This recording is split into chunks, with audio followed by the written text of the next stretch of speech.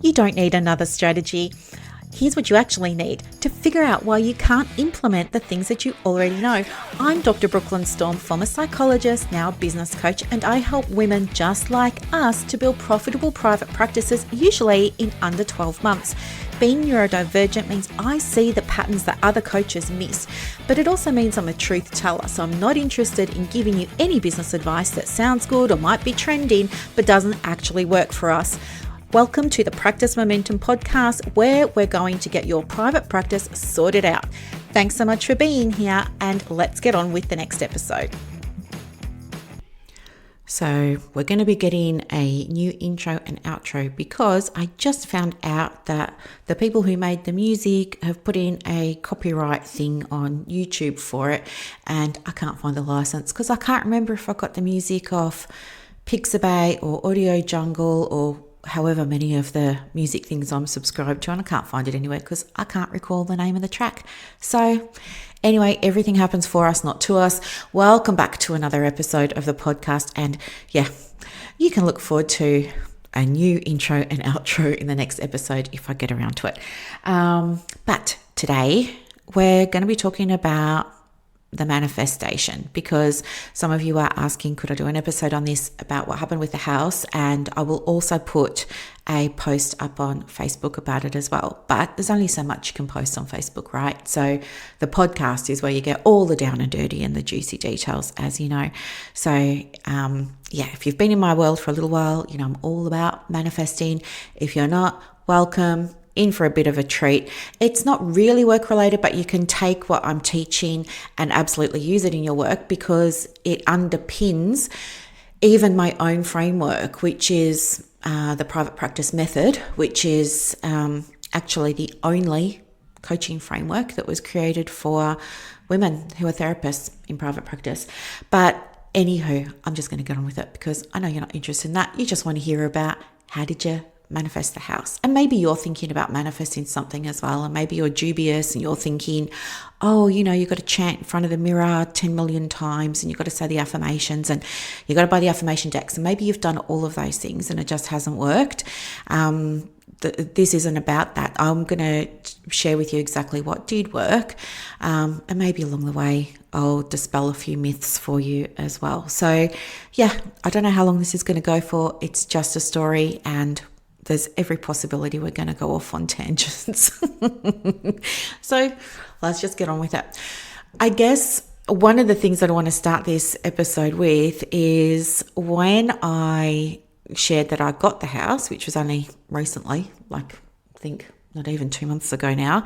Yeah, it'll be 2 months ago because I've been in the house 2 weeks and it was a 6-week settlement. So yeah, lots of people were very, very supportive and they were congratulating me and things. And I got lots of private messages and somebody said to me, finally, like, oh gosh, it's been going on for years. And then somebody else and then somebody else and somebody else. And the more messages I got of like people being nice and saying, well done, and it's taken such a long time, I started to get like upset because I put pressure on myself and was thinking, were they expecting I was going to do this like more quickly? Should I have done it more quickly? You know, what's this saying about me? And I was kind of like all in my head about it. So I thought, let's have a conversation about what it is, because manifesting, kind of like counseling, kind of like therapy, kind of like doing all the work, it takes time, right? So I want to share with you the actual story of what happened, well, most of it.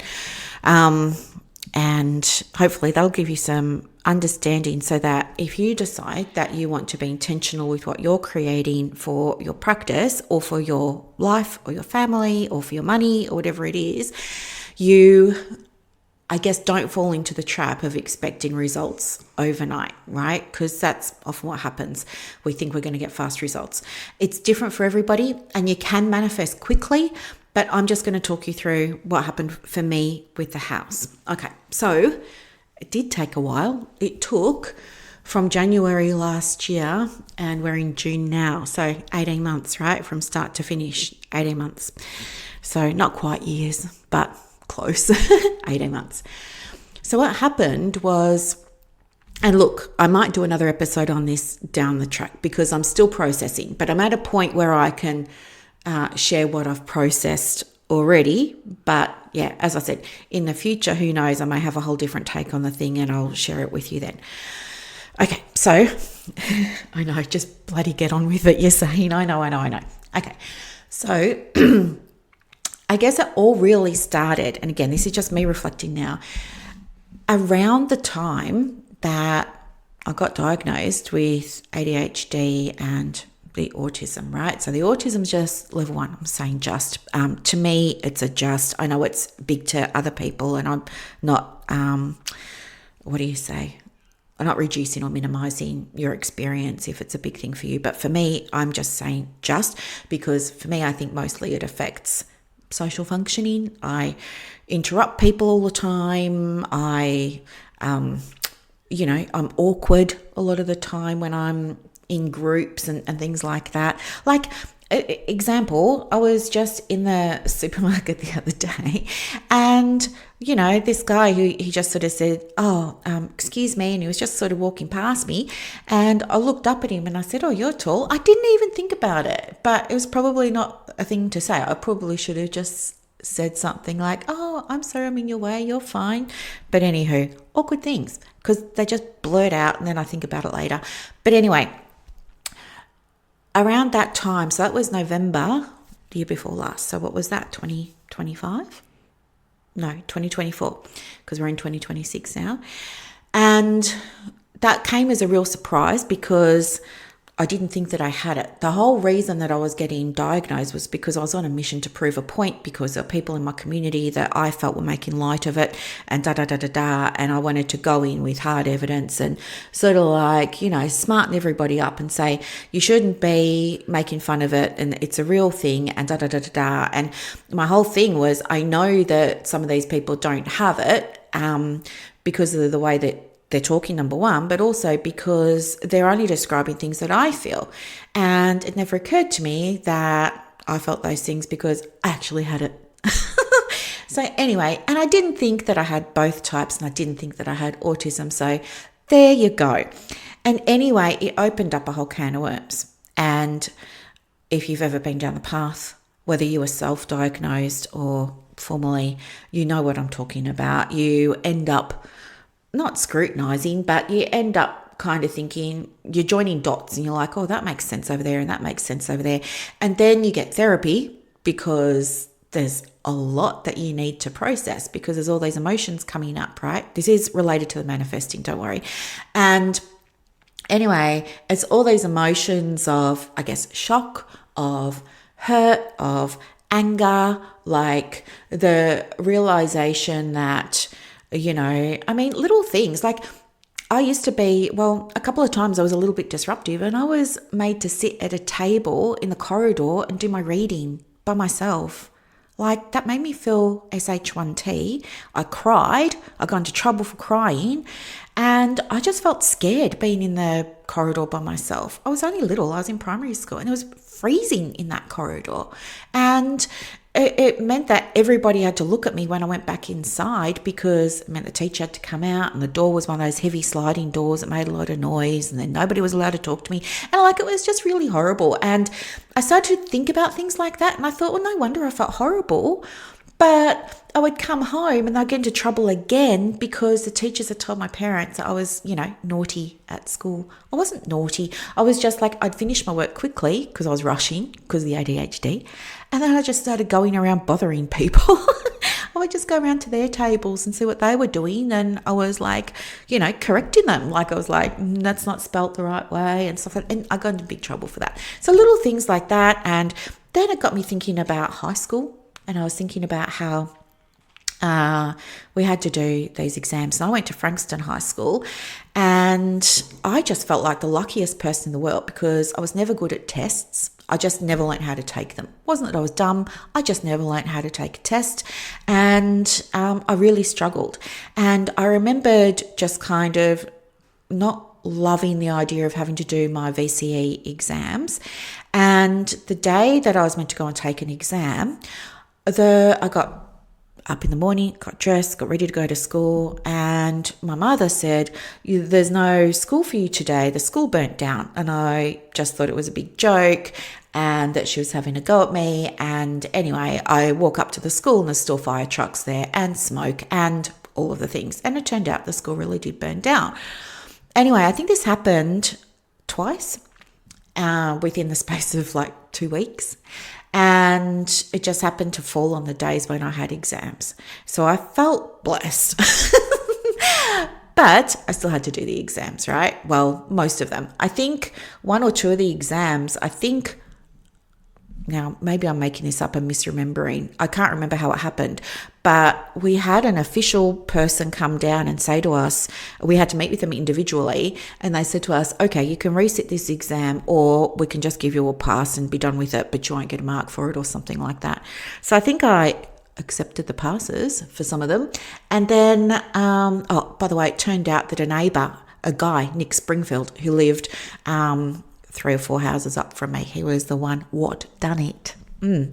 And anyway, so it was very interesting because it caused a lot of scandal in the street. And he was my age, right? A lot of kids were my age. So it was like, ooh. And I think he was meant to be in year 11 or 12 doing his VCE as well. But anyway, one of the exams I did decide that I was going to sit. I finished it, and then the proctor said to me, are you sure you've finished? And I said, yep. And he goes, okay. And I remember too sitting there and you couldn't really leave. You just had to sort of stay in the room at that stage until more people were finished, and then they would let you out sort of a group at a time. And I remember just sort of sitting there at the table, and I didn't have any paper in front of me or anything like that because it had been handed in. I was just sitting there trying to be quiet, and I was looking around, and it felt like ages. Maybe it was 15 or 20 minutes before the next person handed in something. And then I started to get suspicious, and I was like, what's going on here?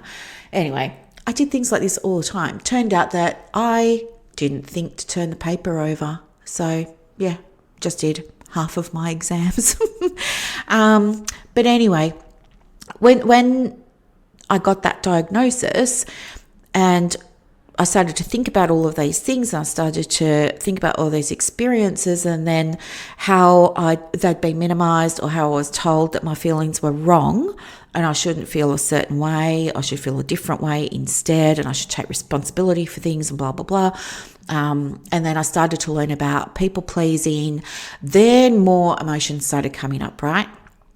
Like anger. I know some people talk about this and lots of people don't because they're ashamed of it. But I am just going to be honest with you and say I was angry. I was angry at my parents. I was angry at teachers. I was angry at the school. I was angry at, because I'm thinking about developmentally, right? And then I started to get angry with employers and this, that, and the other. And it just for being told that I was wrong with a lot of things. And being told to pay attention, just sit quietly. I was told to sit on my hands.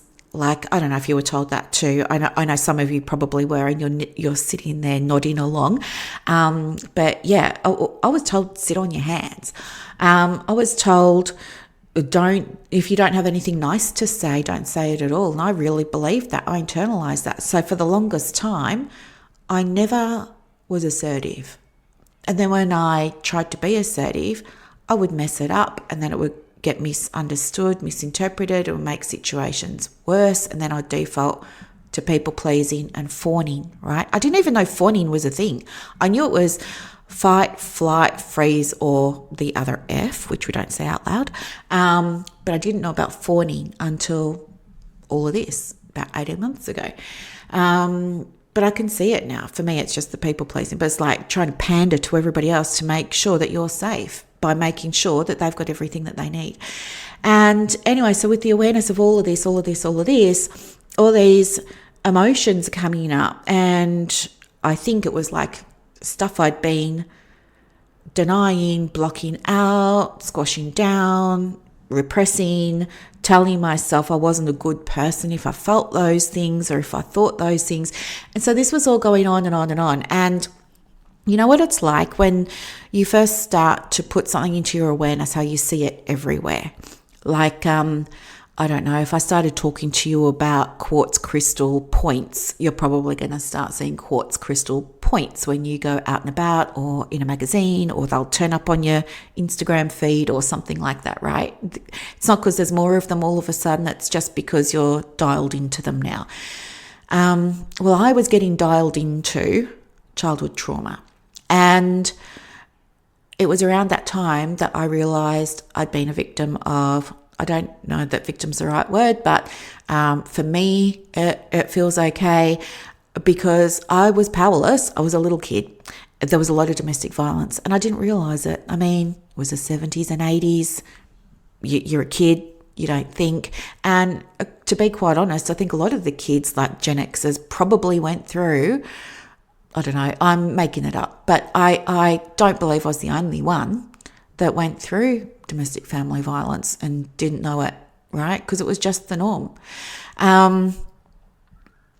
But anyway, I was, experiencing like all this stuff, which I guess in the past I might have thought was dark or not acceptable and things like that. But now here I am and it's all rising up to the surface and I'm seeing it more and more because it's like, I don't know, as I was saying before, like the more aware, the more you see. And so then the more memories start coming back that you hadn't thought of for a long time. And then that's amplifying the intensity of those feelings. And then that's making you upset, more angry, more hurt, more disappointed, and it's making you feel more misunderstood, more overlooked, all of these kinds of things. And it's also making you feel for yourself like now you have context for understanding who you are and things like that. For me, I guess what I realized was that I found myself in a position of being in an environment that was making things worse for me in terms of how I was feeling. It was, I guess, magnifying for me the incongruence between what I wanted and what I was experiencing. I was noticing a lot of stuff a lot more, and that was really, really affecting me. And I guess just to give you some examples, what I noticed was that, as I said, this is like crazy town to even say out loud. It is so crazy town to say out loud because you're going to say to me, oh, you used to be a psychologist and, you know, why wouldn't you have picked up on this and all of this? I know some of you are going to be thinking that. And I know some of you are just going to be like, yeah, but you don't realise it because you're in it. And I was definitely in it. I guess I paid for half the house and to help somebody out, right? And anyway, what ended up happening was, I guess, I just started to realise that, I mean, financial security is important to me like it is to anybody, right? We all want to make sure we can pay our bills, look after ourselves, But I shared with a couple of girlfriends about the arrangement that I had with somebody about, you know, being reimbursed. And they don't know each other. They've never spoken to each other in their lives, but they both told me the exact same thing within about a couple of weeks of each other. And it was enough to trigger my anxiety about my finances and get me to go and speak to a financial advisor. I went and spoke to a financial advisor. So anyway, look, what happened was this person said, don't worry about it. When I pass away, you can have the house, you can do with it what you want, you can sell it, do it up, renovate it, whatever you want. And I didn't really care at the time. I mean, I wasn't really fussed about it. I just kind of said, yeah, that's fine, whatever, that's totally fine. But what had happened from that point, so this was 2019, 2020, what had happened from that point was that without even realizing it, I had slipped into the role of becoming financially responsible for somebody. And also just kind of slipped into the role of becoming responsible for another person for all kinds of things, right? And I just did it without thinking. That was my pattern.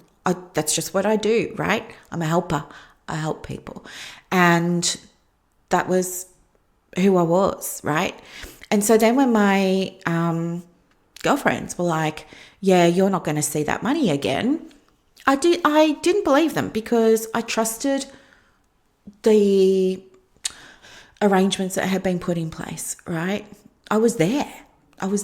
We both got wills done, all of the things. I was there for it. So I was confused, triggered, and then I thought maybe I'll go and speak to somebody. One of them said, you should go and speak to a financial advisor, but I didn't even know where to start. Like, how do you find a financial advisor? I don't know.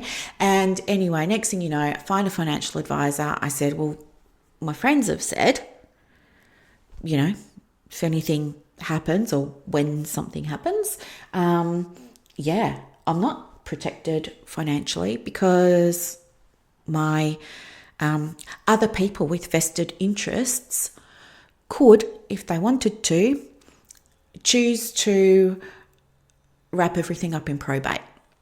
And I said, oh, well, that's fine because I don't think that they're aware that that would be an option. So I don't think it would really happen. And then, this is how naive I was. And then I said, plus, I don't think any of them would even want to spend the money on a lawyer. And the financial advisor said, but they don't have to find money to spend on a lawyer, Brooklyn. Like, that just comes out of the estate. And I was like, huh? And they said, yeah. And you got 5 people that you know of with vested interests. There's not going to be any money for you to get repaid. And then I was anxious. Then I was in fear, totally feeling exposed, vulnerable. I wanted to put the brakes on everything financially and felt powerless, felt like I couldn't. Felt very, very exposed. Scared. Fear. Didn't know what to do. And then I had a conversation and with the person that I had the arrangement with around the house and everything like that. And they were just kind of unwilling to do anything. They didn't agree about my vulnerability financially. And so didn't want to do anything to give me any assurances. And that made me more anxious and more scared. And then I didn't know what to do. And it was back to the financial advisor, spoke with them. Then it was back to the other person. And I was saying again, please, I want to put something in place here to at least protect my investment. I don't care about anything else. Just want my money back. That's all. Don't care about anything else. I just want my money back. And then this person was saying that, they were a little bit again, just in disbelief about the advice that I was getting. And then I said, okay, how about we go to the bank and we get my name put on the title? And this person was like, it's not necessary, it's not required. And I said, okay. And then I said, well, can we at least go to the bank and get the title so that it's here?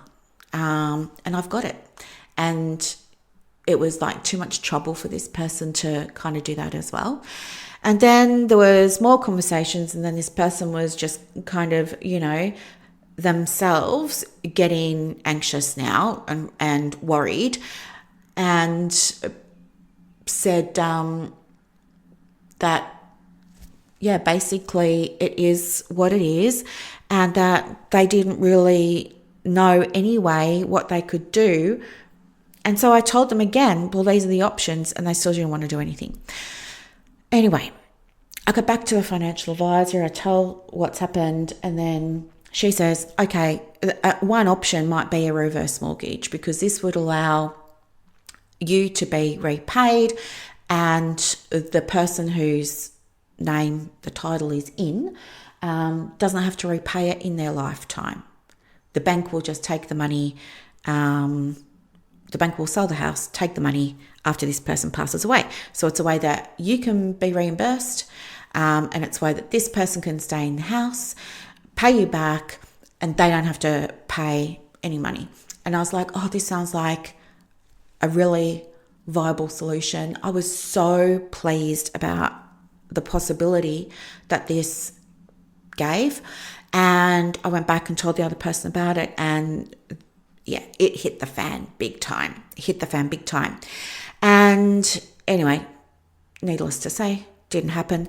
There was a lot of gaslighting, which I didn't realize at the time, but there was gaslighting, manipulation, this, that, the other, Now, of course, as I said, I didn't realize that was what was going on until it was sort of reflected back to me in therapy. But I still hadn't solved the problem of how am I going to get my money back. And beneath that was me being worried about my future. So anyway, I knew that I needed to do something. And so I thought I will, have another conversation about this reverse mortgage idea so that I can have the money back. And then I had started to think that I need to get out, because this place is not a healthy environment for me at this point in my life anymore, right? And so I was raw, all the things, feeling guilty that I wanted to get a place of my own, feeling like I should and that I had to for my own health and well-being, blah, blah, blah, blah, blah. Still kind of figuring out, is it okay for me to look after myself? Because this is the other thing that I realized. And I realized that, and this wasn't even back in January last year. This was this year, probably only about 2 months ago. Maybe not even 2 months ago, actually, but very, very, very, very recently, I realized that although in my head I knew that I had been prioritizing other people, and especially one other person, I was unaware that I hadn't prioritized me. Nothing for me. It just hadn't crossed my mind. It just was not on my radar at all that I hadn't been looking after myself in basic ways, in nice to have ways, in any ways. I just hadn't. That was a big surprise. But anyway, so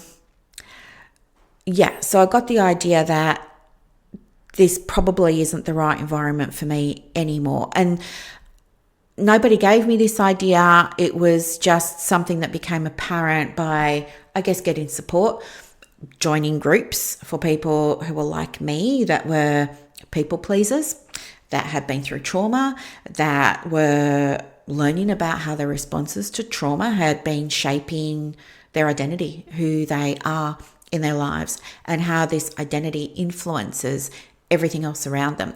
And it was like dominoes. It was just bang, bang, bang, bang, bang. Every time there was a realization, boom, there was another one and another one and another one and another one. And it was just like my whole life was not exploding. It was just like, because it had already happened. These were memories, but it was just like getting more clear to me that I just don't belong here, where I was in a situation, but where I was in lots of situations. And that awareness made it even more motivating to get out. So then I started thinking to myself, after feeling guilty about wanting to do things for myself and da da da da da and all of this. That took ages, and I was back, forward, back, forward, back, forward, back, forward. It was like 1 minute I was thinking I need to do A so that I can do B, and then I would have like a little bit of a milestone. I'd be really excited about it, but then it'd be like 2 or 3 steps backwards because I was dealing with my own stuff around guilt, shame, being a good sister, wife at the time, daughter, friend, coach, like all the hats that we all wear, right? Trying to process all of that, trying to make sure everybody around me is okay, but at the same time, still trying to get my head around the fact that I'm actually not responsible for other people's feelings. And so it was like forward, back, forward, back, forward, back with respect to that. And then I was feeling, I guess, trapped, stuck, oppressed, held back because I felt like I couldn't go and get a house because my money's tied up, right? And I was so angry because there was a very easy, clear pathway for me to be reimbursed, and this person was deciding not to reimburse me. They were deciding not to do that. And that was, it ripped my heart out. Like I just couldn't believe it. I just couldn't believe it. I still, to this, as I'm sitting here recording this, I still cannot believe it, that I found myself in this position. So then anyway, when was it? It was January this year. I went to Daylesford, right? So as you know, I was going to Daylesford like pretty much every 8 or 10 weeks because I needed escape. I needed to breathe. I needed to not have responsibility for a week or 10 days or 2 weeks, whatever it was. That was how I recharged my batteries. And anyway, so I'd gone away to Daylesford in January, and quite by accident, that's when I ended up having a Reiki session. Nothing's really by accident, right? But that was when I had the Reiki session with Liv. I was meant to see somebody else. That's why it was an accident. And there had been a mix-up with who's on that day and my appointment and all of the things. But I was just kind of like, that's fine. I'm happy to see anybody. Don't worry about it. And I ended up seeing Liv. And Liv also receives messages or is connected and things like that. I'm not sure if all Reiki people are, but she was. And anyway, after the Reiki session's done, we're sitting down and we're drinking some water, and she says to me, I've received some messages, would you like to hear them? And I said, yes, I would. And would you believe that she said to me that, I am going to get a house, and she said to me very nicely and very kindly and very gently, like that's when she said to me about the boulder and the mine and all of this, which, from previous episodes, so I won't go into it. But apart from that, something else that she said to me was, you have to take action. Like you can't wait for it to happen. You're waiting for everything to line up, and it's not going to line up until you've taken the action. And I didn't want to hear that, but I heard it, I made a note of it. And then the next day or 2 days later, I was back at Phoenix Alternative in Ballarat having a card reading, and I gave the reader context because as a reader, context means that you can give the client more focused, more specific answers, right? It's kind of like if you're going to use AI, give it context, otherwise it's going to pull from the general stuff. And that's when you end up with all the general guff that you can't really do anything with, right? You've got to give it some context. So it's the same here. And so I gave her some context, and we do the reading, and she says to me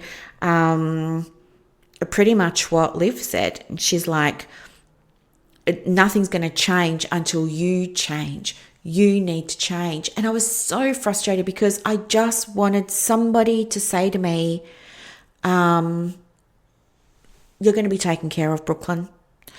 Everything's going to be okay. Don't worry about a thing. I don't know. That's what I really wanted. I just wanted somebody to say to me, yes, it's incredibly hard for you to be where you are right now, but it's going to work out.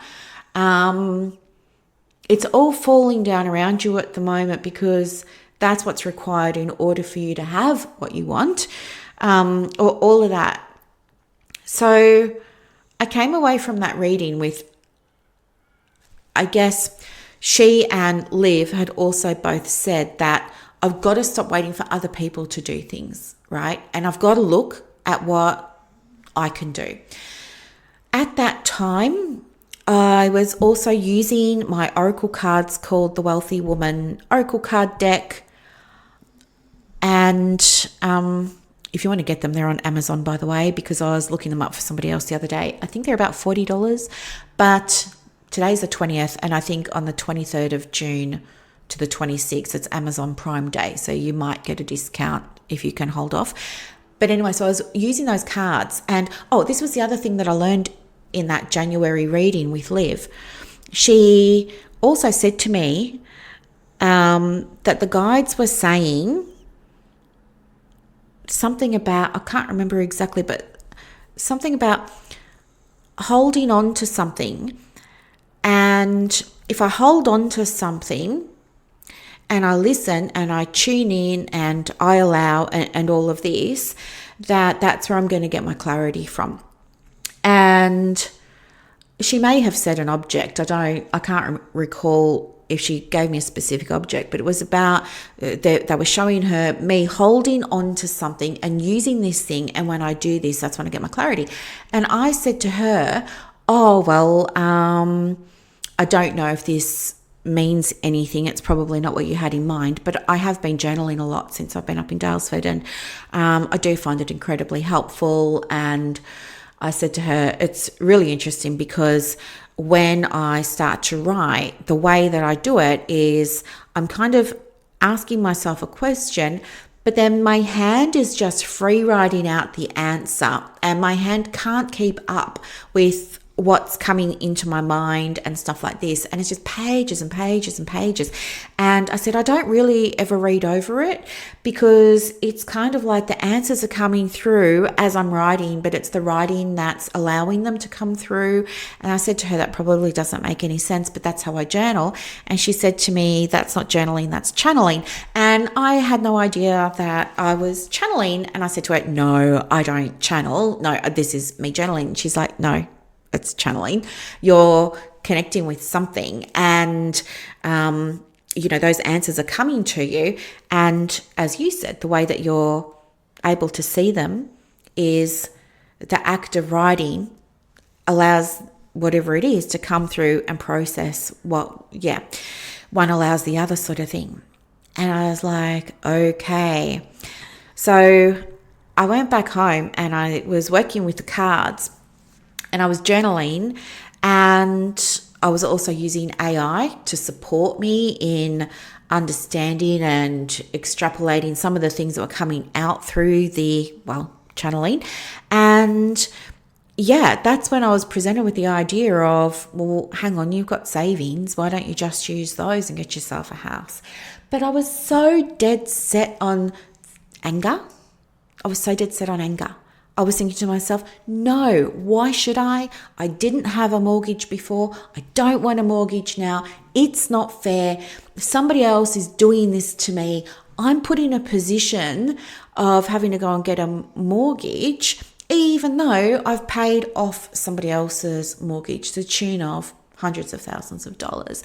And this is not right. And why should I have to? And so all of this got in the way of me being able to see options. I was just so focused on how can I get this money back? This person won't give me my money back. And because I was in that, whenever I was thinking about it, or whenever I was thinking about getting my own place and trying to imagine what that would feel like, it was just hurt, betrayal, anger, despair, helplessness, feeling like I didn't have options, feeling restricted, feeling trapped, and then knowing that I was going back to that situation in just a couple of days' time because my trip was ending. And it was a very, very hard period in my life, probably one of the hardest periods that I've ever gone through. And yeah, I remember driving home from Daylesford in tears, not happy tears, but in tears of all those emotions and all those feelings. And I was just like saying to the universe, like, why? Like, I don't want to do this. I can't do this. Like, this is not right. This is not fair. How can this happen? I'm a good person. I've always done the right thing. Like, no, I don't accept this. Something's got to give. Like, I was so, not in a great place. That's where I was. And then, I'll come back, life would start again. And I don't know, there'd be a small little milestone that happened, and that would like top me up energetically, and that would be good for a little while. But then it would undo, it would unfold. And so it was a few steps forward, a few steps back. So then I decided that, fine, I'm just going to have to use my savings. And what got me to that point was going back to manifesting. And this is a pattern that I can see has happened at other dark points in my life or challenging points in my life, the lows. I will often go back to the journaling, the cards, the visualizations, the meditations, the courses, the books. Like, it's just like I'm thirsty for that, right? I'm thirsty for this other way. I've still got other things in place. I'm still seeing my therapist. I still see my doctor most weeks for debriefing about my situation and for support. And, I've started taking like the ADHD medication at this point. And so I have like structured support in place, but I'm also wanting this other support, right? I'm wanting it to kind of feel nourished, and I'm like immersing myself in it. And that's when I realize, okay, what I'm experiencing right now is because I'm putting all my awareness on what I don't have, on how people are being mean to me, on how, it is what it is, and da-da-da-da-da. And so I had to do a couple of things. I had to remember and accept that nothing's going to change unless I start looking at things differently. And that was hard because I wasn't ready to do that. I was still caught in anger, fear, hurt, betrayal, all of those kinds of things. So the idea of swapping my focus onto 180 degrees the opposite. It was like day and night. I just couldn't do it. It took ages for me to be able to do that. But the thing was, I'd recognized it was a step that needed to be taken. So there was that. And then the other thing was I realized that because I was in it, not on the outside looking at it, I was in it, that I hadn't been reminding myself or mindful of the strategies of manifesting that are required in order for a manifestation to happen, right? So just to clarify before I get into this, you're manifesting all the time. It's just like breathing, right? You're doing it all the time. The thing is, sometimes you're aware that you're breathing, right? You might be belly breathing, you might be doing breathwork exercises. There are going to be times when you're focused on your breathing, but most of the time you're not. And it's the same with manifesting, right? You're manifesting all the time. Sometimes you do it with intention, most of the time you don't. And the thing is that whatever you're experiencing in your life, in this example here, but also in your business or with your finances or your romantic relationships, whatever it is, that's all happening because you're tuned into that, right? You see more of what you're tuned into. You experience more of what you're tuned into. So in order to change and get something else, you have to start recognizing that a change is required, a shift in perspective is required. And that's like, I don't know, some books might say this is your vision, right? Or this is your desire or something like that. I'm just going to say, for me, it is the awareness of what I don't want gives me clarity of what I do. So with that, I then started to think about, okay, what do I want? And so in an exercise book, just like I tell my clients to do for their businesses, right? When they're thinking about their ideal clients, or they're thinking about their systems, or they're thinking about the admin, or they're thinking about the marketing, I get them to do this exercise where we get a piece of paper, fold it in half long ways, like you've got two columns, right? The left and the right. And on the left, we write down unfiltered, unedited, everything they're dreading, not loving, detesting, hating, loathing, like blah, blah, blah, the yuck. All of that goes to the left. And then we put the opposite line for line on the right. And so that's what I did about my living situation. And it was really hard because it's very confronting to see it there in blue and white on your paper. It's very confronting, and you're tapping into, again, the yucky emotions. They're not yucky emotions. All emotions are valid. I appreciate that. But for me, they don't make you feel great. You know, they drain you. They're exhausting. It was that. So put it on the left, and then on the right, line for line, put the opposite. And that was the first step, becoming aware of what I wanted. And so when you're manifesting too, that's your first step. Become aware of what you want. And if you're not sure what it is, remind yourself what you don't want, right? This is my current situation. I don't have any inquiries. I don't like it because this, or I'm doing this and it's not working. I've tried that and it's not working. Da, da, da, da, da. And then put on the other side all the things you do want, right? It's amazing the clarity that it will give you. But anyway, that's a first step. Once I had got the clarity, right, I noticed and became aware that as I was going line for line, doing this exercise, my energy was building.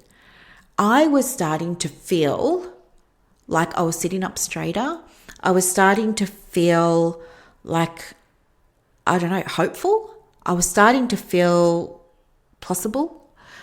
Those sorts of feelings started to be noticeable. And that then made more of those feelings come and be even more noticeable.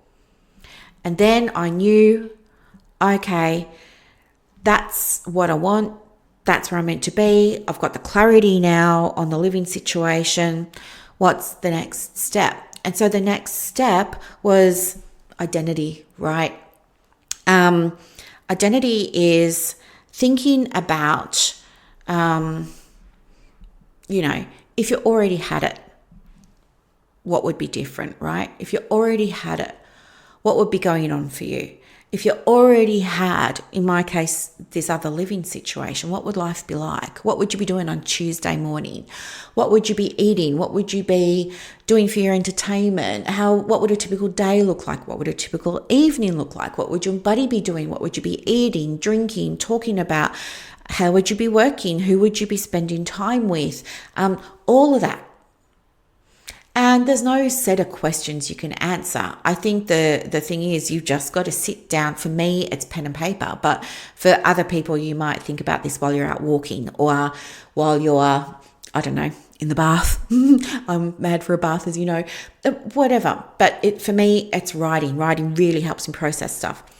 So really think about, well, if that was already my reality, my life would look like this, or my business would look like this, or my diary would look like this, or my health would look like this, whatever it is. So you get that picture then. And then what you can do is compare and contrast, and that allows you to find the gap, right? Which is what we want because we need to make the bridge. So you have a look at where you are now. You have a look at, okay, this is life. If I've got the thing, what do I need to do to close the gap? That's identity, right? Who do I need to be? What do I need to be thinking? What actions do I need to be taking? What does my attitude have to be? All those kinds of things. So you look at, creating a bridge for yourself. How do I get from where I am now to this thing over here? And don't think, oh, well, how do you go from not having a house to having a house? Oh, buy one. No, break it down into smaller steps for yourself, right? So it might be look at the bank account. It might be speak to the bank. It might be speak to a broker. It might be whatever, okay? For me, things that I ended up doing was two things. One, I knew I needed to do practical things, right? And two, I knew that I needed to do like the invisible things. So the practical things looked like journaling. Journaling reveals strategies for me. So it was because when I journal or channel, I'm asking myself questions or answers. I'm asking myself things like, what's the next right step? What's the easiest way? Who do I need to be in order to be able to do this thing? So I was journaling to get the steps and the strategies, and then I was following through. I was taking the action. I went back to the financial advisor.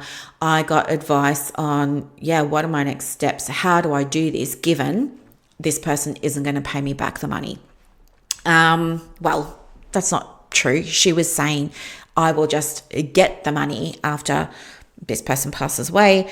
I know that's not the case. This person doesn't want to accept that that's not the case and therefore doesn't want to help me out. So I just have to accept that money is pretty much written off for the most part. I have to take action within the scope of my control. So I see the financial advisor, ask for next steps. She's like, maybe go and talk to a mortgage broker. I speak to a mortgage broker.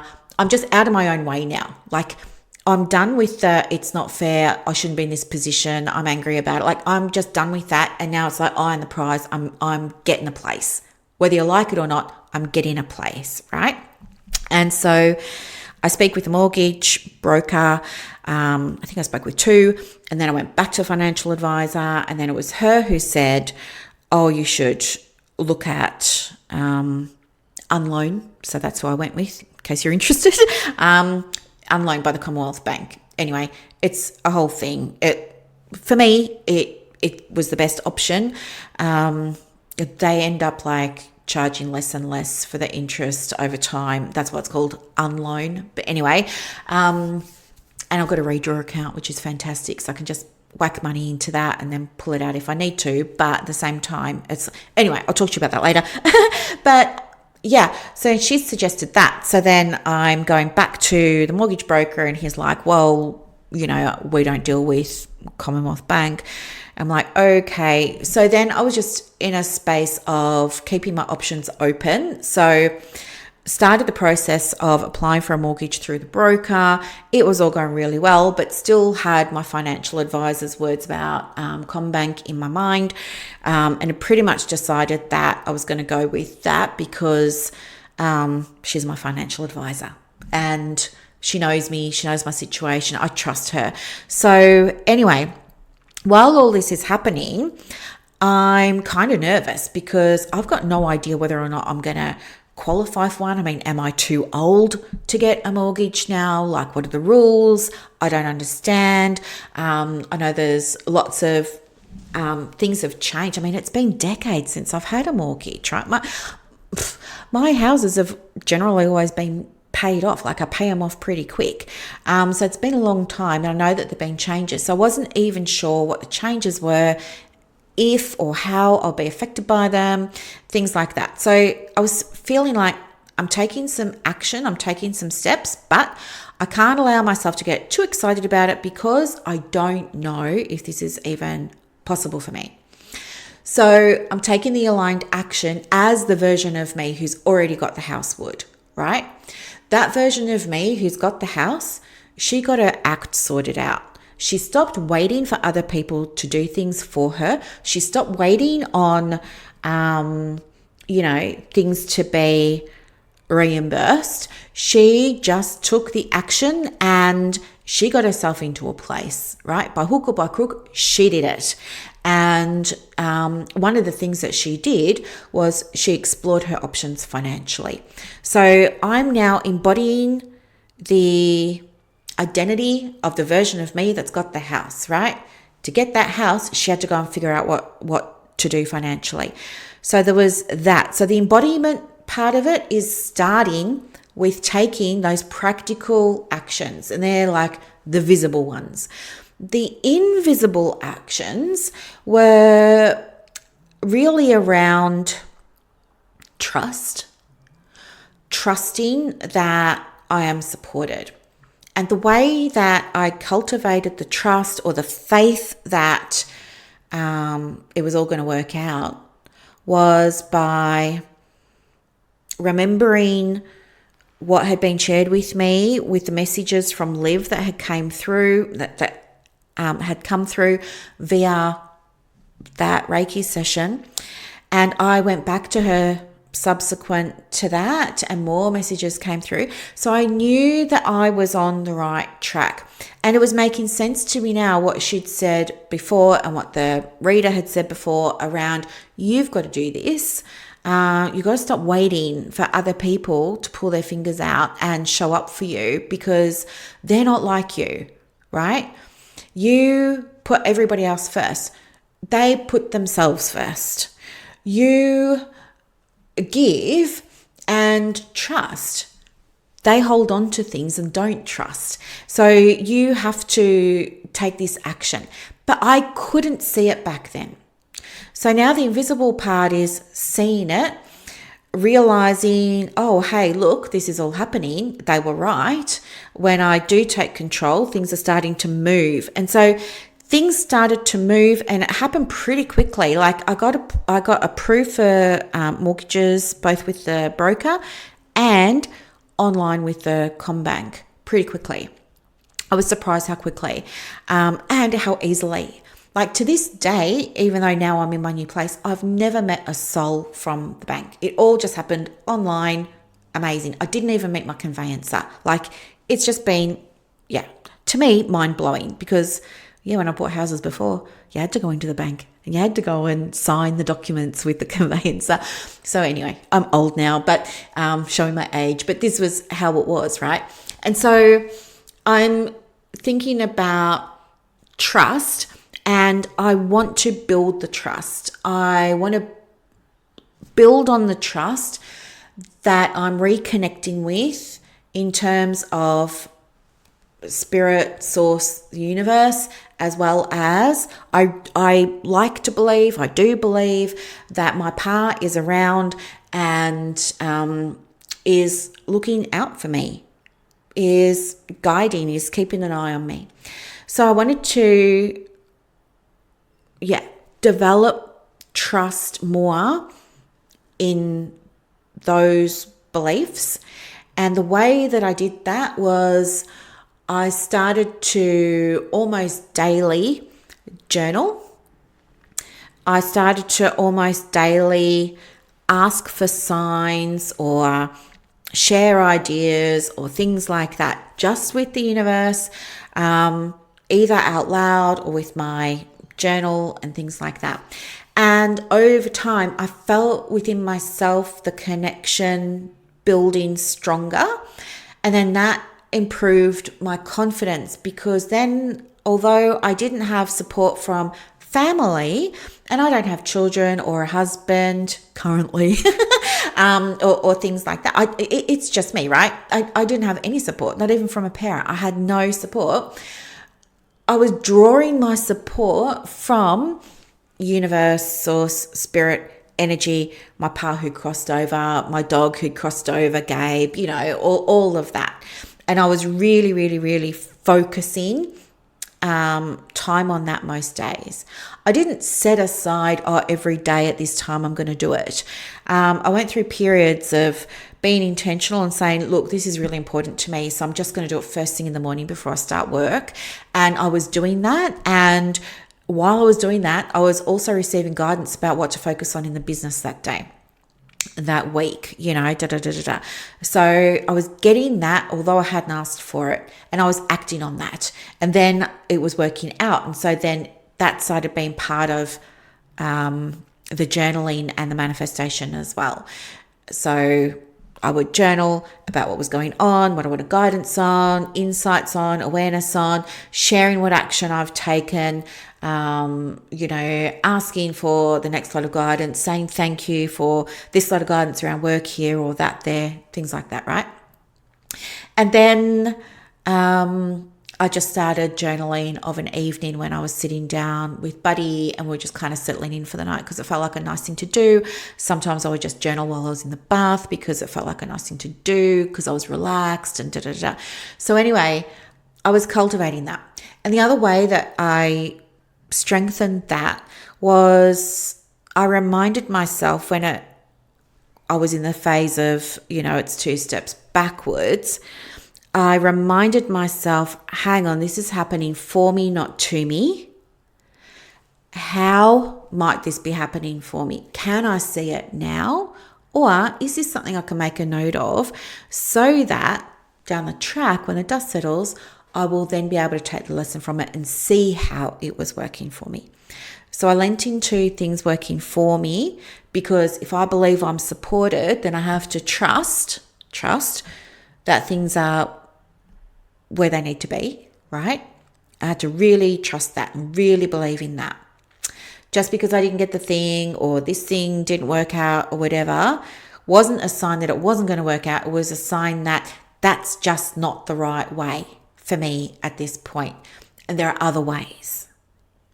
So that, and then when I went back in April, so it was Easter, I went back to Daylesford, met with Liv, met with a different card reader. I had back-to-back appointments with them. They didn't have any contact with each other. It was a different card reader this time. But one of the things that came out with both of them was that the card reader said her guides were telling me nicely, to focus on gratitude. And I got a bit offended by that because I interpreted that to mean that spirit, universe, source, pa, my dog that's crossed over, everybody was thinking I was ungrateful, and I'm the furthest thing from ungrateful. So I got offended by that. And I didn't tell her I was offended, but that's how I was feeling on the inside. I thought, that's so no. And then when I went and had the session with Liv straight after, when she was sharing with me the messages that came through, she said it exactly the same thing, almost word for word. I couldn't believe it. And I was angry. I was peed off. I thought, gee whiz, I'm over here struggling to keep it together, and I'm being told by the universe to be grateful. But it's so hard to be grateful when you feel like you don't have things around you to be grateful for. And that even if you're just saying, well, I'm thankful for the sky and I'm thankful for the petrol in my car, it feels like lip service and it feels disingenuous. And I don't want to do that. I want to be true and genuine to me. So I was really unhappy that that was the feedback that was coming through from, all those places or the energy, whatever it is, right? So anyway, there were other things that were said too, which I can't remember off the top of my mind, but just saying that things were going to work out. Now that's right. The reader had said to me, everything's going to work out, Brooklyn. Let me just see if I've got, is this the book from my handbag? Because if it is, I can tell you exactly what she said. No, it's not the book from my handbag. Okay. She said to me, she was laying out the cards and she was like, oh, there's a guy here. Oh no, this was the first reading in January. The card reader, she used the cards. They were a Lenormand card set, and I think they were, I don't know, the Renaissance edition or something like that, gold edging. And when she was doing that, she was like, you're getting a house, Brooklyn. And I was like, what? And so she's flipping over the cards, flip, flip, flip. And she's like, you're getting a house. And the next card showed a guy, and she's like, oh, here we go. There's a guy. He's middle-aged. He's attached to the process of you getting this house. He's invested in this for his own reasons, and he wants to make sure that you get the right support. I'm not sure, like, do you have a partner at the moment? I'm like, no. She's like, a brother? I'm like, no. She's like, your father? I'm like, no. She flips over another card and she's like, oh, he's from an institution. Have you started looking at, mortgages or anything? So, and then she's just like flipping a card. And then she flipped a card and it had roses on it. And she was like, there's a love connection here. It may be something to do with this guy who's involved with the house. But let me just flip over another card. She flips over another card. And would you believe it's a contract? The card was a contract, and it said, oh, you're going to get a really good contract for the house and you're going to love the house. And she goes, maybe it's not love for a person, maybe it's love for the house. And then she flips over another card, and guess what it was? A freaking house. I mean, what? There's 78 cards in the deck. How did this happen? And then I said to her, well, when's this all going to happen? And so she flips over another card and she goes, 3 months. And do you know what? It was in... when was it? Was it April? I think it was April that I put in the offer on that first house. So she was correct. I mean, did I just subconsciously take action to make sure it was within the 3-month period? I don't think so, but you wouldn't know if you did it subconsciously. I think it landed that way. But she was like, yeah, it's going to happen in 3 months. So anyway, when I went back the second time and I'm seeing the different card reader, she was saying, don't worry, it's going to be okay. You're getting a place. It's done. It's on the doorstep. It's gonna happen quicker than you're expecting it. It's not going to be what you expect, but it's what you need. And it's all going to go smoothly. Don't worry about that. And she was showing me, look, there are going to be, challenges around it with people, right? But you got to let them sort out their own stuff. You can't keep, doing everything for everybody. You've got to start like rejigging your focus, your energy, your actions, your behavior, all of this. There are other things that she said as well, and I wrote them down. I just don't have it in front of me right now. But they come true as well. And so, all very interesting. Anyway, so I came back in April, and that's, because also at that point, I'm looking at houses. And that's when I find Clunes. And I was just detouring through Clunes. I pulled over. It was on the brink of rain. The sky was looking like it was going to rain. A very small town in Victoria. And I can't even describe it. It was just, I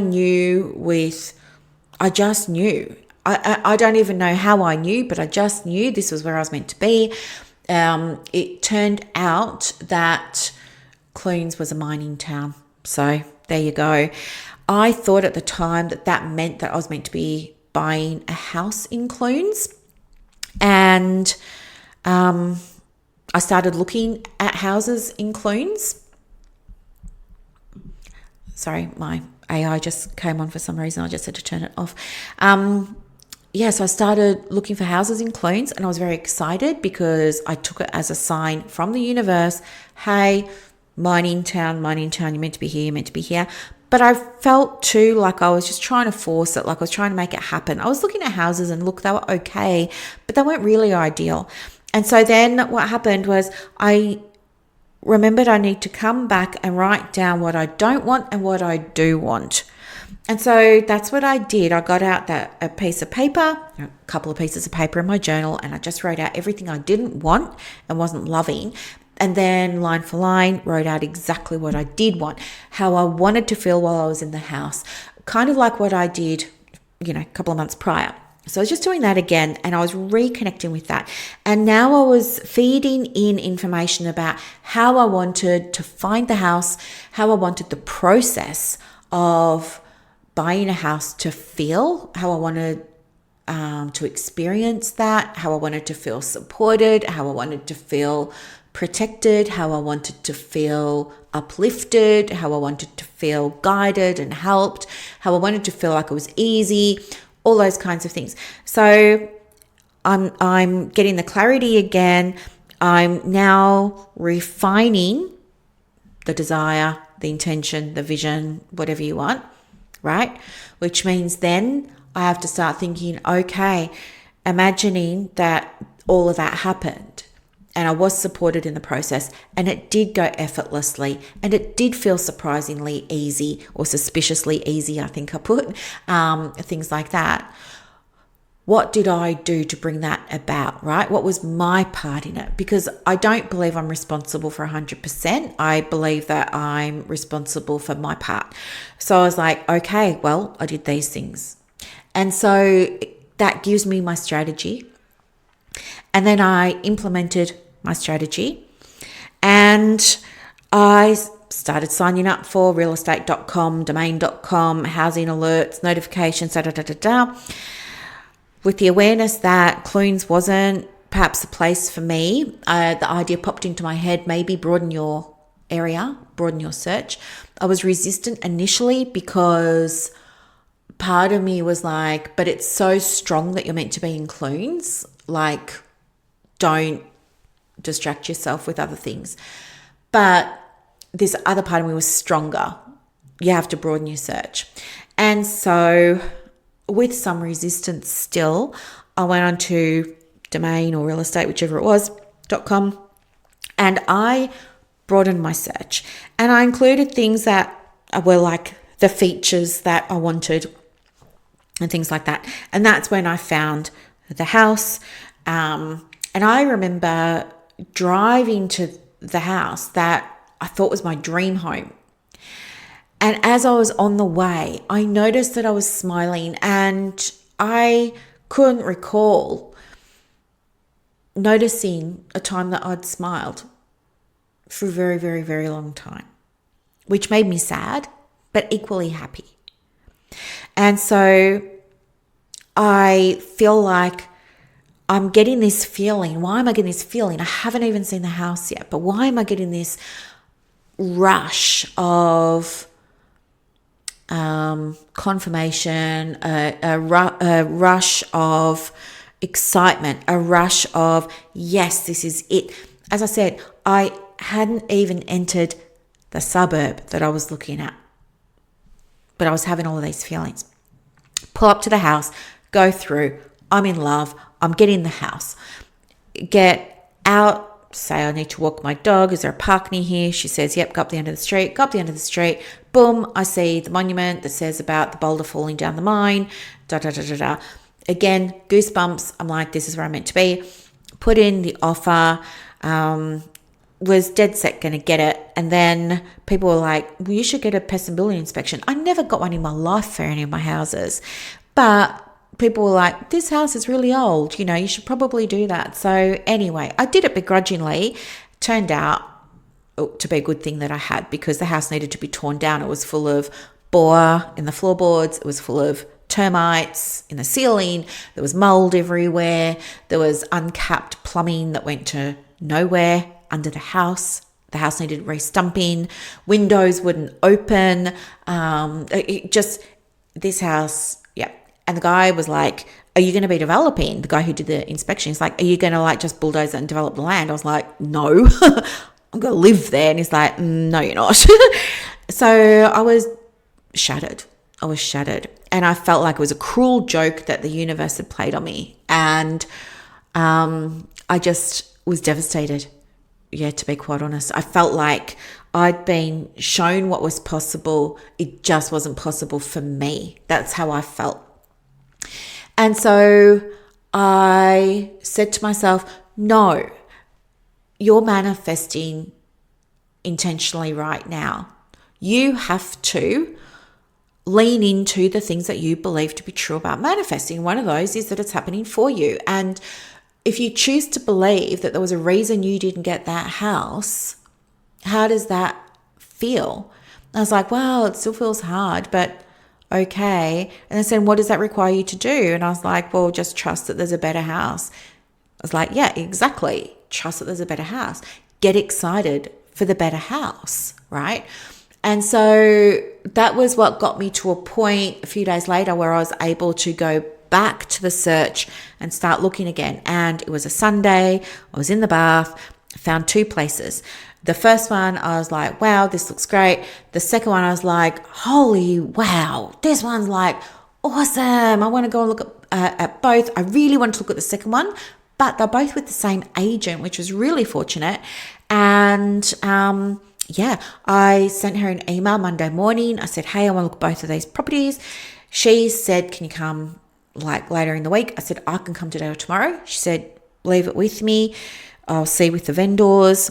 She worked it out so I could go Tuesday morning. I went Tuesday morning. I saw the first place, but I had the second one in my mind.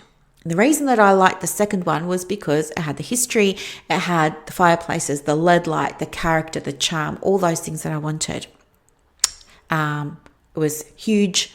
I could see myself running workshops in there. I could see, like, it just had so much potential. I could really see myself in that place. But I just wanted to cover all bases. And so I was going to see this other one too. So we went and saw the other one first, and it was underwhelming, to be honest. Like, I arrived and I was like, oh yeah, okay.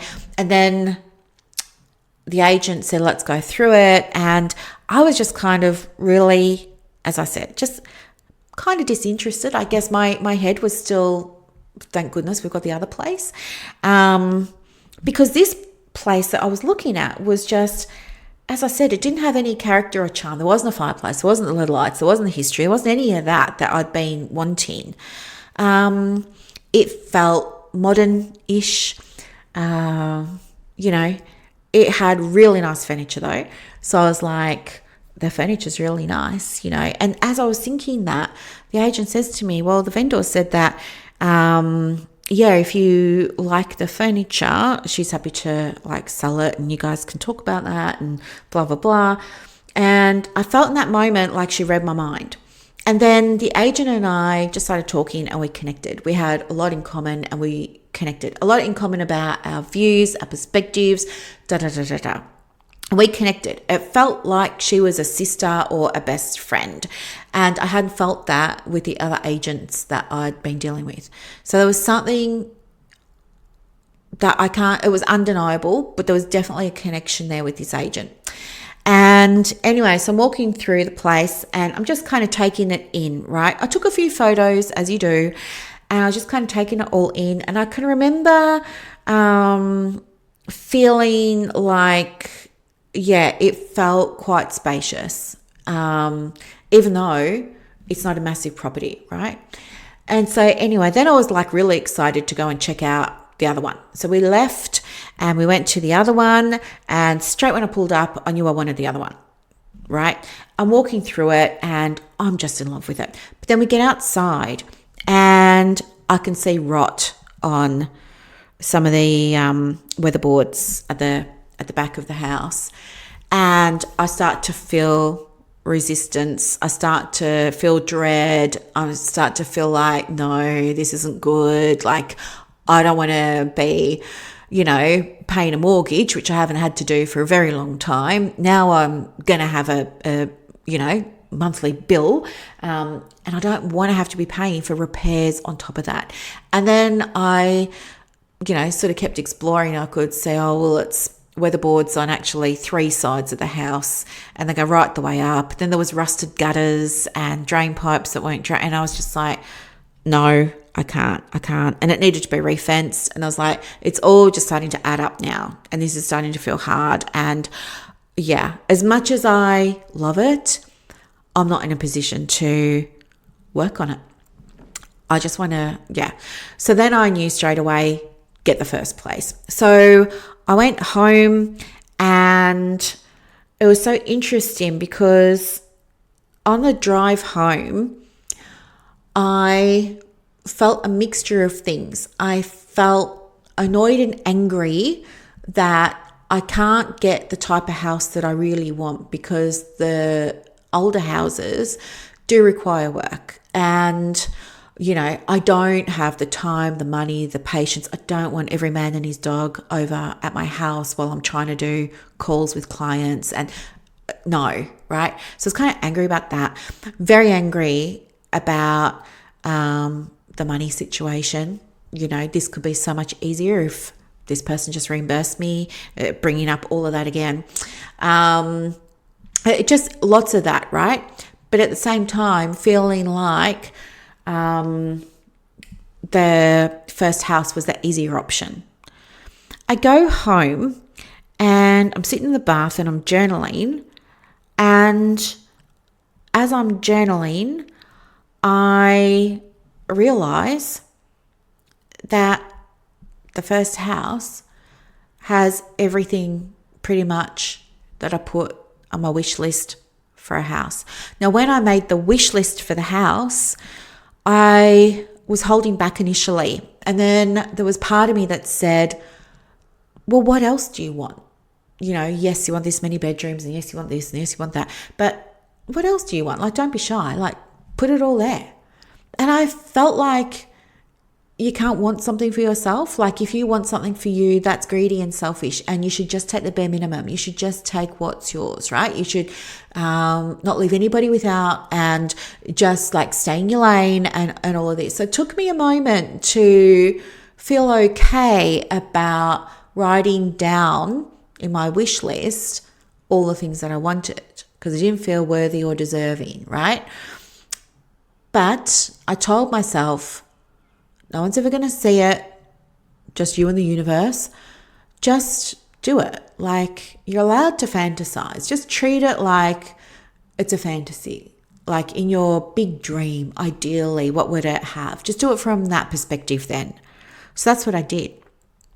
And I wrote down this really long list of stuff. And anyway, when I was in the bath, I realized that I'd written out this really long list of stuff.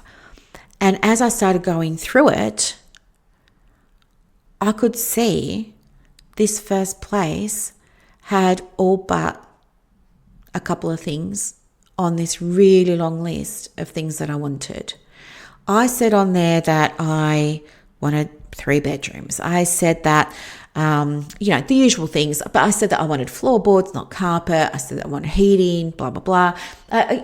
Those kinds of things, yes. But I also said it had to be fully fenced, it had to be super duper low maintenance, that I didn't want to have to do any major work or renovations, that I wanted it to be, I wanted to be able to purchase it in a way that allowed me to have a cushion of money left over to furnish it in the way that I wanted. So I didn't feel rushed. I don't want to go to Super Amart or Kmart or Target or Bunnings or whatever and get furniture just for the sake of furnishing the whole entire house.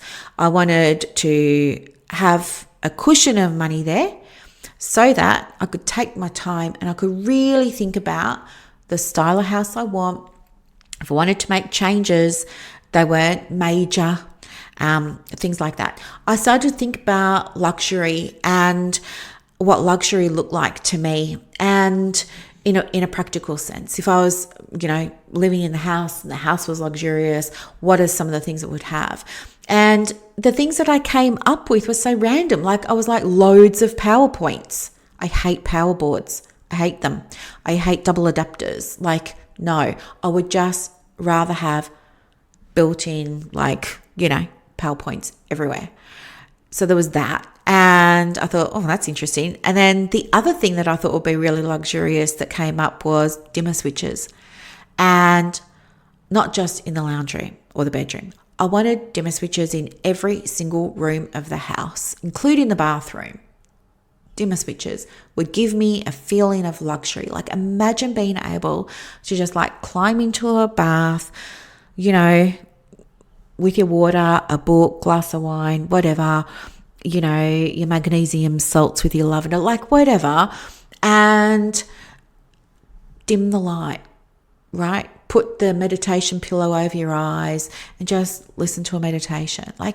Imagine that. That feels luxurious to me.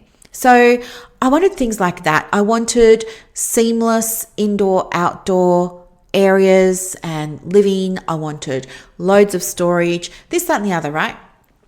And I'd said that it's this or something better, and to include, this was my ask to the universe, to Pa and Gabe, to include anything that they all thought would be nourishing, helpful, good for me, that I wanted, but I had just not included on my list. And guess what I got? I got everything apart from the fireplaces and the LED light. Am I happy to forgo the fireplaces and the LED light? Yes. It's not an old house. It's got everything else and then some. I realized that this was mind-blowing. So then I proceeded, put in the offer, going back and forth, only took 1 or 2 emails. And the house that I purchased was already a really good price. I know that because I'd already been researching prices for comparable houses. So it was already a really good price, but I still wanted to negotiate. And so I was being a bit cheeky and I said, oh, look, this is what I'm proposing. And the vendor came back and she said, okay, well, she'll counter at this.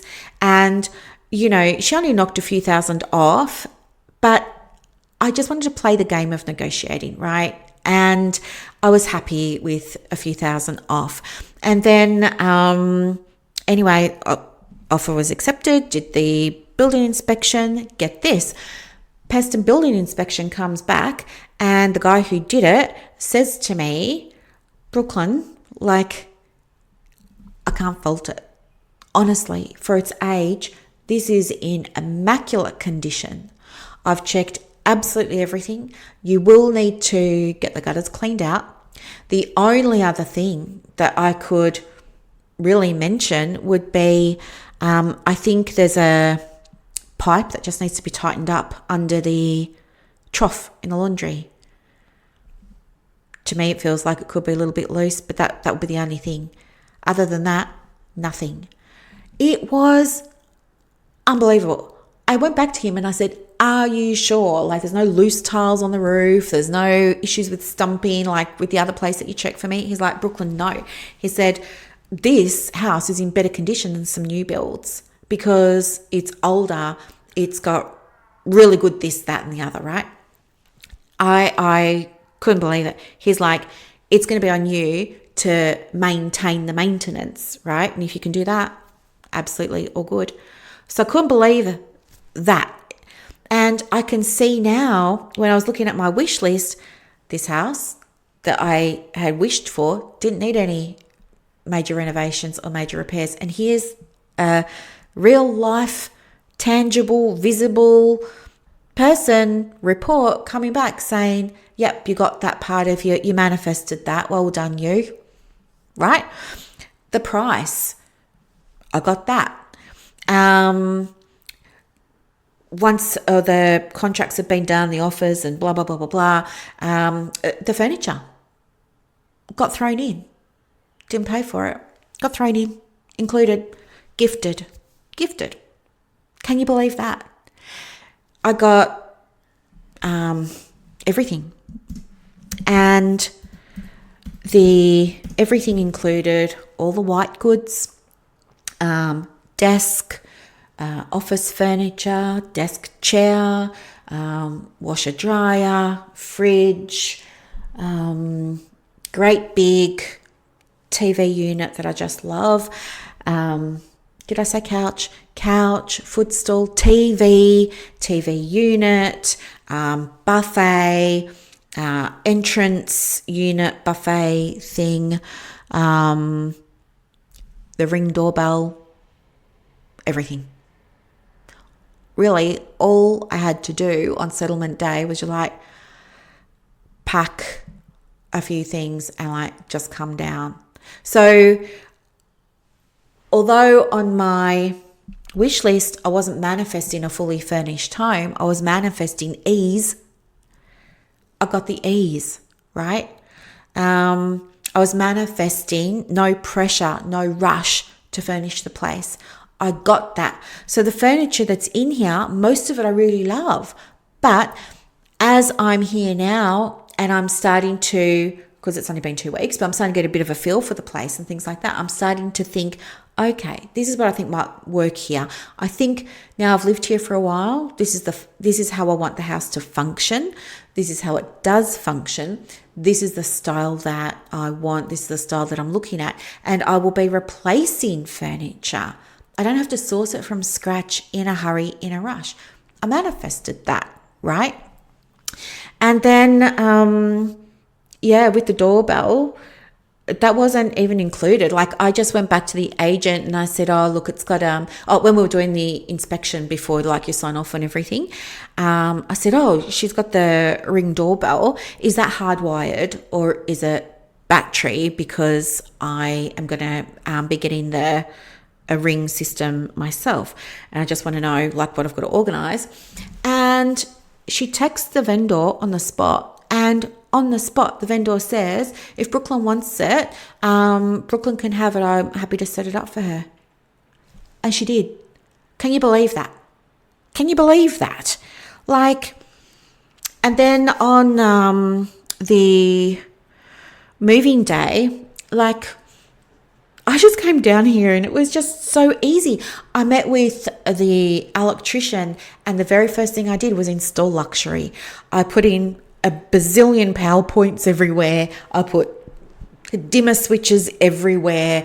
I got the rings set up. I got floodlights and sensor lights with the little Wi-Fi cameras set up. Everything's set up, right? And then I got Buddy the next day and I brought him here and then he settled in and it's just going so well. It turns out this house keeps on giving, right?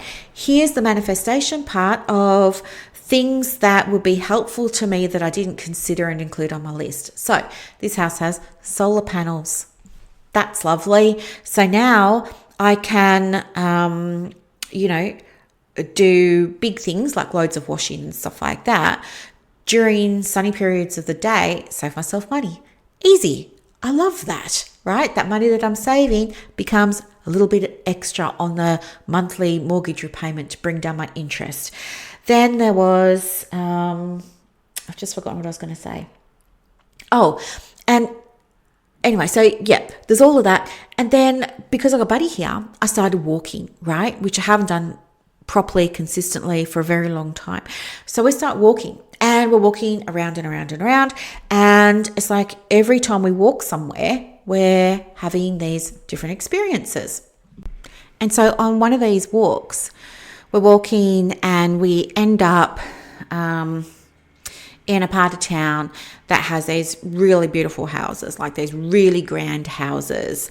And I have this moment where I'm feeling hurt, angry, all that again, because I'm thinking to myself, I'm in a smaller house than I imagined being in. Like I thought that I was going to be in this like great big beautiful house with all the things that I said before. So it's bringing back the things aren't fair and why me and, you know, blah, blah, blah. And the determination to pay off this mortgage ASAP. And anyway, so I'm standing there and I'm looking at this row of really beautiful houses. I'm imagining that in a few years, I'm going to come right here to this place and I'm going to choose one of these houses. I'm just going to go knock on the door, make an offer. The offer is going to be accepted and I'm just going to buy this house outright.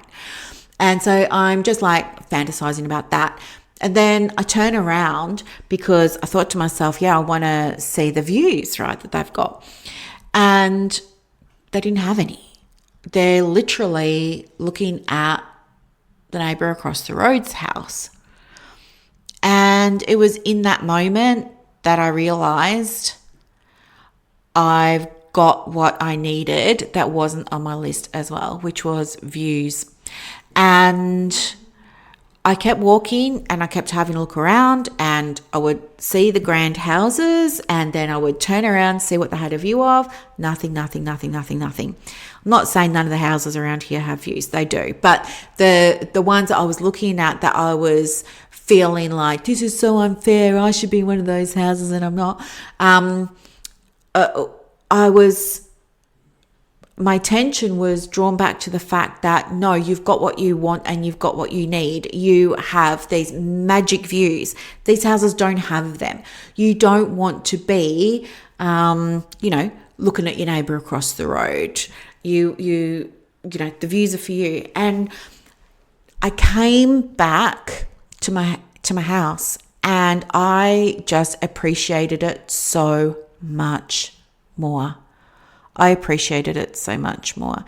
And I never expected that I'd be in the area where I am. I thought that I was going to be in Northern Victoria, but I'm not. I'm in South Gippsland, which is like total opposite direction. And you know what? I just feel like I was always meant to be here. And that got me thinking last weekend about, well, why was I led here, right? Why was I led here? And I believed that because the message came through Liv, that about the boulder and the mine and stuff like that, and because I believed that she was getting that message from my pa, I believed that the connection between this area and my pa must be strong. And I thought that it was him that was guiding me to be here. And I didn't know why, and I didn't know where to start, how to unpack it, what threads to pull on. And so I just started randomly pulling on threads. And I thought maybe he knew the people on the monument, like maybe they were in the Second World War together or something like that. So I start just exploring basically. And that's when I find out that I do have family here. Now, I have made a mistake with my research because I thought my research said that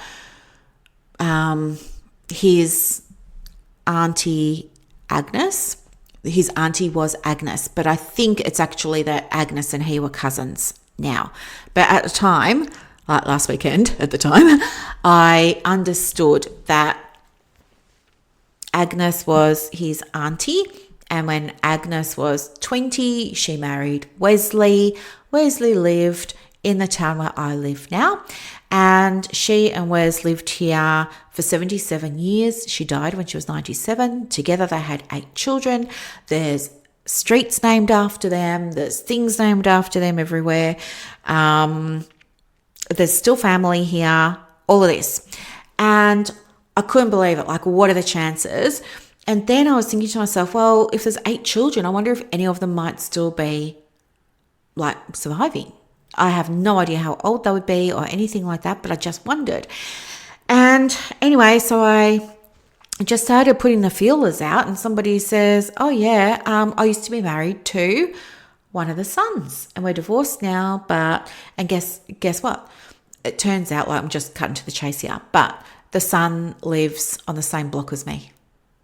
Just on the other side of the block, really, up the end of the street. Can you believe it? Can you believe it? And anyway, she's like, yeah, you should go and say hello. Like, I've teed it up with him. He's expecting you. All of this. I couldn't believe it. And then other people were saying, oh, yeah, and I used to know this person and that person and blah, blah, blah. So there's all these connections here. And it was very surreal because I'm very not connected to my family. I've shared with you before, some of my siblings have very serious mental health conditions, which makes relationships very difficult. One of them has, psychosis and is never on his medication. It's very challenging. Another one, she's not on medication. There's like Munchausen's by proxy with her and borderline personality disorder and all the things that go along with that. So yeah, and blah, blah, blah. So there's all this stuff, right? I'm very disconnected from my family. So to come here, not knowing anyone, and be doing a little bit of research and discover that actually you do have relatives here that you've never met before. I don't know how it all works with the who's a cousin, who's twice removed, who's third removed. It doesn't matter. We're connected some way. So that feels significant. I guess I'm now also wondering though, does my pa have anything to do with this? And I feel like, well, in some ways, yes, because that was how I was able to identify the relatives. But did she get the message from him? Did she get the message from somewhere else? I don't know. This, me being here, might not have anything to do with him, and it could be to do with something else. And so then I went this week and, just connected with the local historical society, and I'll just see where it goes. I'm open, but I feel like I was meant to be here. This is the right place for me. And it came about because of the manifesting. So it came about because I was clear on what I didn't want, right? That was the first thing. You always know what you don't want. You always know when things don't feel right, don't feel good, you don't feel right, feel good. But instead of wallowing in it and feeling powerless and stuff like that, which you can do, but there's got to also come a point where you get out of it, right? The getting out part, when you're ready, looks like identifying what you're not loving right now and looking at the polar opposite, right? And being open. So identify the polar opposite. That's going to tell you what you need to manifest, right? From there, once you're clear on that and you're feeling good about that, the next thing to do is imagine it's already happened for you, right? So for me, imagining I'm already in the house. What am I wearing? What am I eating? What am I doing? Do you know, since I've been in this house, I haven't had the clonidine, which is for sleep. So you can take it during the day as well. It stops your mind from being so chaotic. So the best way I could describe it is like if you were, you know how you see on TV and a movie, like the crazy traffic in some towns overseas, like maybe India or Egypt or something like that. You see this crazy traffic. When you take this medicine, it's like instead of observing all crazy traffic just chaotically everywhere, what you see is a highway and one car is just going along the highway. Best way I could describe it. But I haven't had that at all since I've been here. 2 weeks. When I was imagining living here and I was asking myself, well, what does she eat? I was like, well, she eats fresh fruit and vegetables and stuff like this, right? Guess what I'm eating? fresh fruit, fresh vegetables, home cooking. I haven't had takeaway once since I've been here. To be fair, I don't think there's a McDonald's here or a KFC or anything like that here, but I haven't done it. I wasn't even being intentional, but the day that I got here, I went to an electrical store and I bought myself an air fryer. Why? I mean, I never air fried anything my whole entire life, but I go and buy an air fryer. I'll go back there the next day and I buy a slow cooker. Why? Why did I do those things? But today, guess what? I've got ham hocks, making pea soup, pea and ham chowder thing in the slow cooker right now as I'm recording this for you today, right? And I cooked a whole roast chicken in the air fryer like the third or fourth night that I was here. In the morning, I'm making Buddy and I cheesy omelets with spinach and tomatoes and stuff for breakfast. And we're having hot dinners together and all of this. That's exactly what I imagined in my mind. But I hadn't been doing it, right? It was the opposite of what I didn't want, that I was experiencing. Here it is on the side of the page. It says what I do want. And here I am living it, right? The other thing that I really love is nice surprises. And so that's what I was manifesting as well. Like, this is the house that just keeps on giving. And it was last weekend, I was going to take Buddy for a walk and I saw a sign that said there was a farmer's market, and the farmer's market was like walking distance from my house. I went to the farmer's market with a Hessian bag and I got all this produce for like $10. I even got yo-yo biscuits for my neighbour, and I went and introduced myself to my neighbour and gave her the biscuits. And, you know, it just felt so nice and it just felt so easy, and I was like so delighted. You know, it's beautiful here. I go to shops and people put stuff in my boot for me without me even asking. They just pick up the stuff and they're like, where are you parked? And I'm like, oh, just out the front. And they come out and I like pop the boot and I put it in and then they wave me off. It's like, I feel, I don't know, happy. I feel happy. I feel really happy. And yeah, I just feel like when I was thinking about the version of me that lives in the house, I was thinking like, how does she move? And I was like, well, with ease, right? With grace and with ease. Like, things are just easy for her. She's not rushing around and doing all these rushy things. And guess what? I don't rush around. I'm just moving and it feels really, really good. And I'm walking every day and I'm seeing new things every day. And I was on a walk a few days ago, saw kangaroos on the walk. It was amazing. You know, black cockatoos. I see birds. I'm not sure what they're called, but they're red and they're blue. They're not rosellas or lorikeets. I don't know what they are, but they're stunning. This morning, a white and yellow cocky came right up to the window. It's like just perfect. And I never expected that it would be, that I would ever feel like this. I always felt like this is how other people get to feel, but not me, right? And yeah, it's just been amazing. So it was the being aware of what I didn't want, gave me the clarity of what I did want.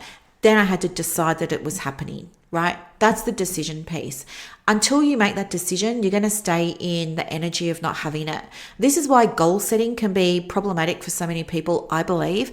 It keeps the goal at a distance. It's like, oh, this is a future thing that I've got to work hard toward now, and I need the steps and I need the plan and da-da-da-da-da-da. I think the difference between setting a goal and deciding, right? Deciding is what you do in manifesting. You just like decide it's happened. It's just kind of done. Is it automatically puts into the place of having it and acting from it, which means that everything you're doing and everything around you has to line up to it. In the same way that whatever's in your awareness, you're going to see more of. Right? So if you start to imagine the version of you who's got the fully booked diary, or who finds marketing so easy, or finds her pipeline so easy to manage, or, reduces her workload by 6 clients and, takes 17 trips to Bali every year. Like, if you can imagine life from that perspective and think about what are you doing, who are you talking to, what supports do you have, how are you doing it, what did you do to get to that point, then you take those things and they become your action steps, right? And when you're taking those action steps, that's embodiment. Because you're doing the things the version of you who's got the thing you want to have did. That's embodiment. So you're embodying that, okay? It's not, I'm in the process of becoming you're just doing it because you decided. So you're doing it. In my case, it was, right, well, she went and got guidance on her finances. Therefore, I'm going to go get guidance on my finances. She had an open mind. I'm going to have an open mind. She asked for a good mortgage with, enough money left over in the bank for a cushion so that she could have the luxury, right? I got that. Like, you've got to do those things. It's the embodiment piece, because when you're embodying, we say your reality lines up to match. And it's happening because your awareness is shifting. There's a part of your brain called the reticular activating system. And part of its job is to filter out billions of bits of information that your brain receives through your 5 senses every single second.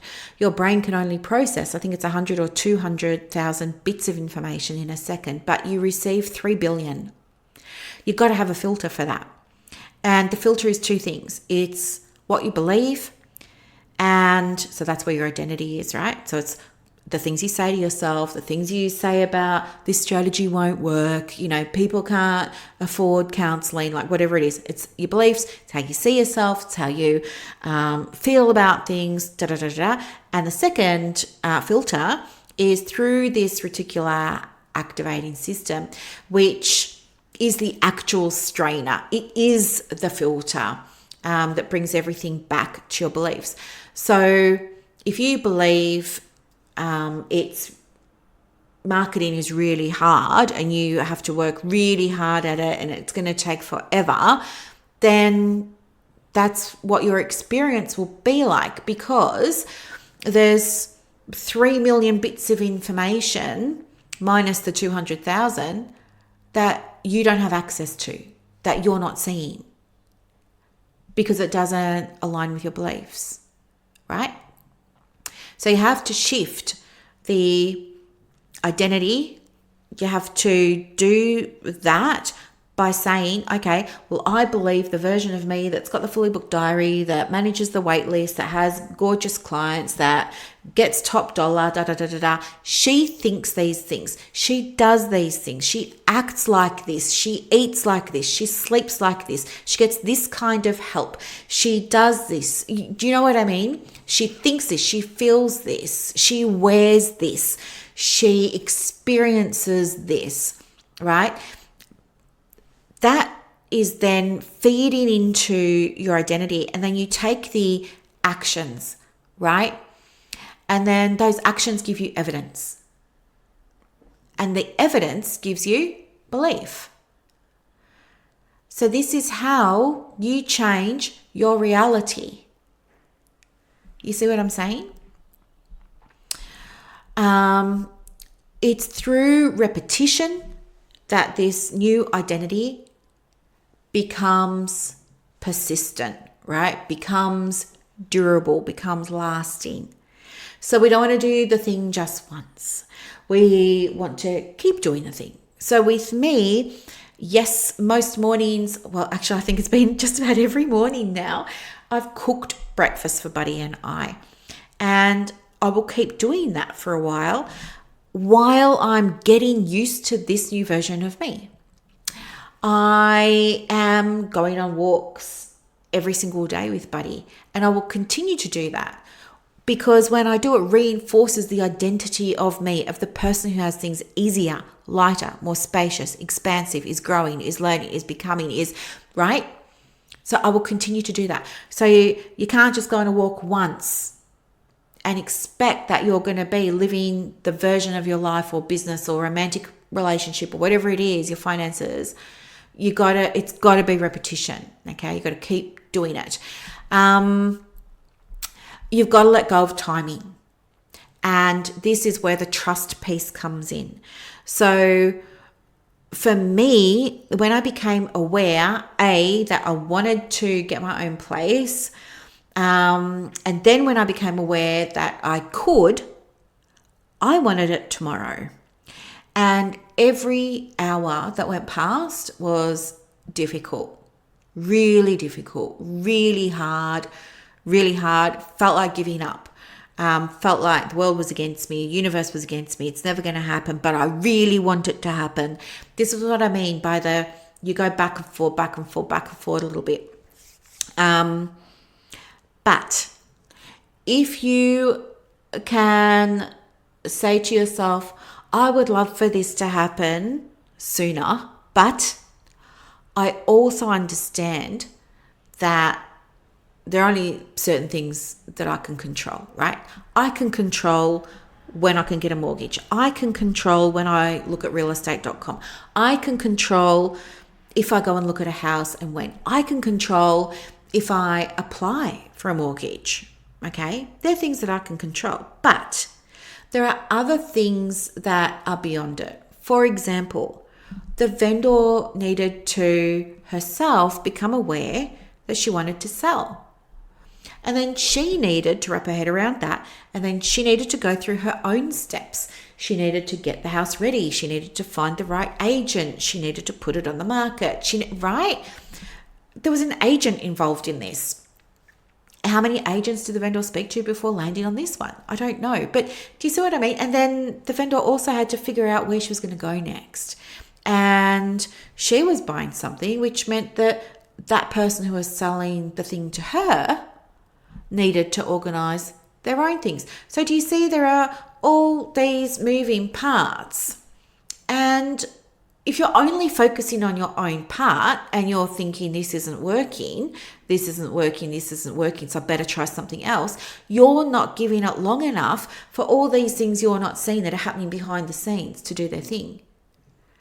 And so they start doing their thing, but because you're impatient, you want results today. It's not fair. You did the things. You should have the results. They should have been here by now. Brooklyn said 30 days, 60 days, 90 days, whatever.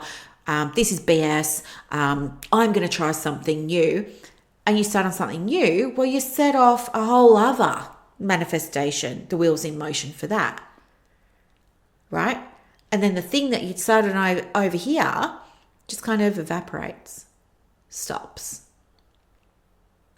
And what you've got in your awareness is how things don't work for you. Things are hard for you. People can't afford to work with you. The things that we all think. So,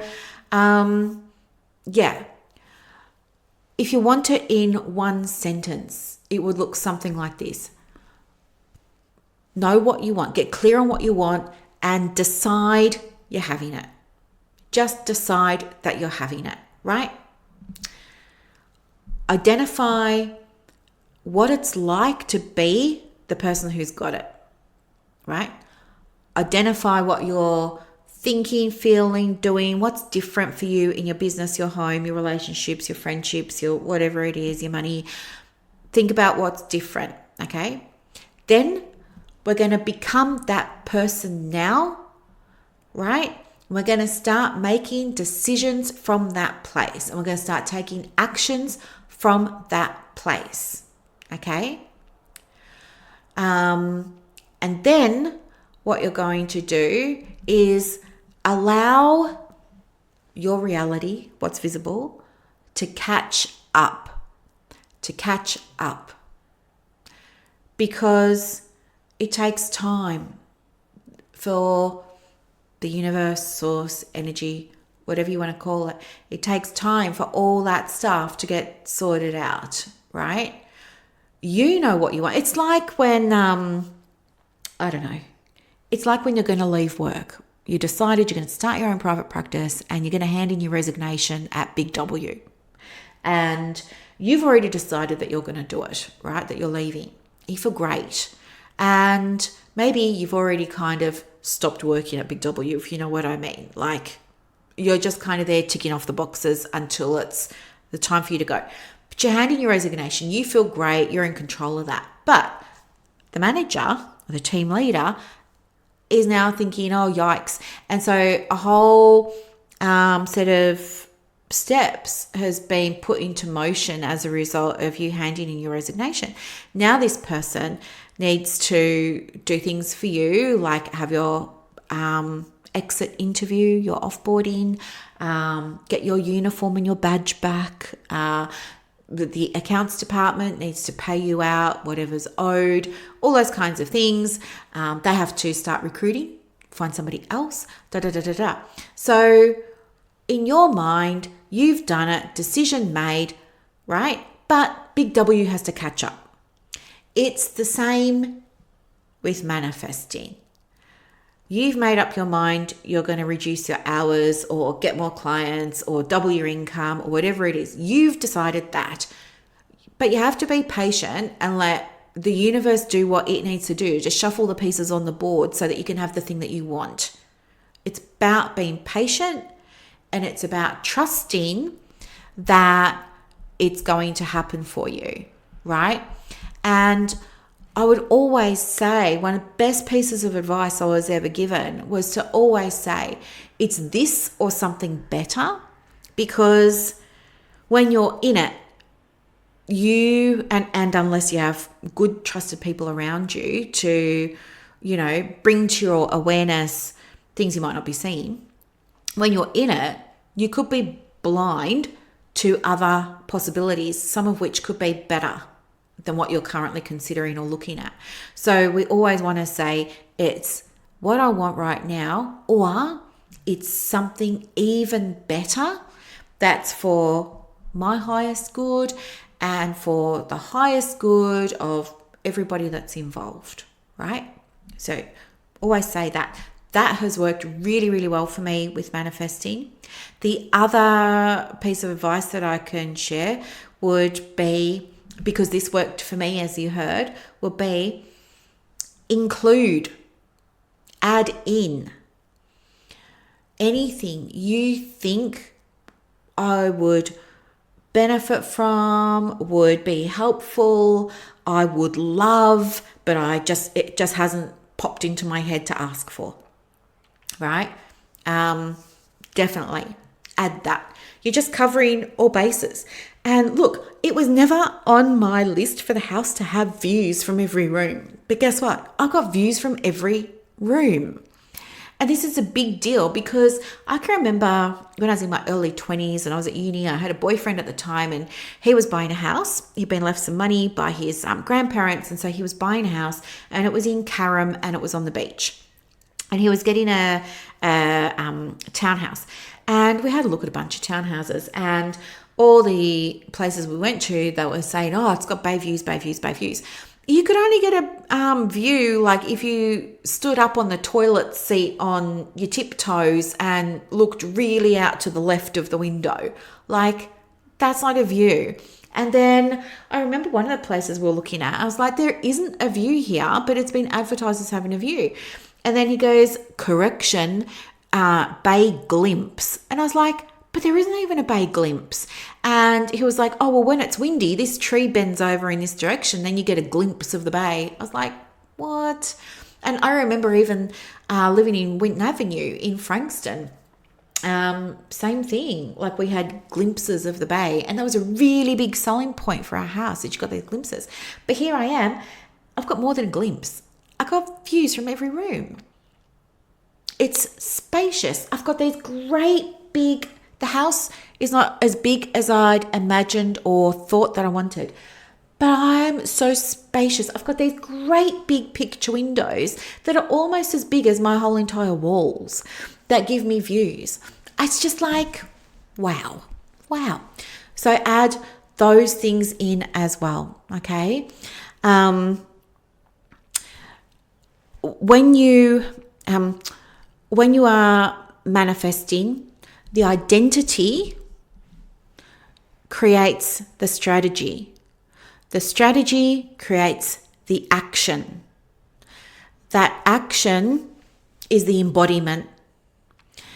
That embodiment behavior gives you the evidence, and then the evidence strengthens the identity, and then the identity strengthens your reality. This is how you manifest. Manifesting is not saying affirmations. You should always write them yourself, and they should always be relevant to the thing that you're manifesting. But affirmations themselves won't work. Going and buying an affirmation card deck by Louise Hayes, much as I love some of her work, that alone is not going to change anything for you. Manifesting requires big things that can be hard to do. Trusting it's all going to work out when your reality in that moment is it's all falling apart.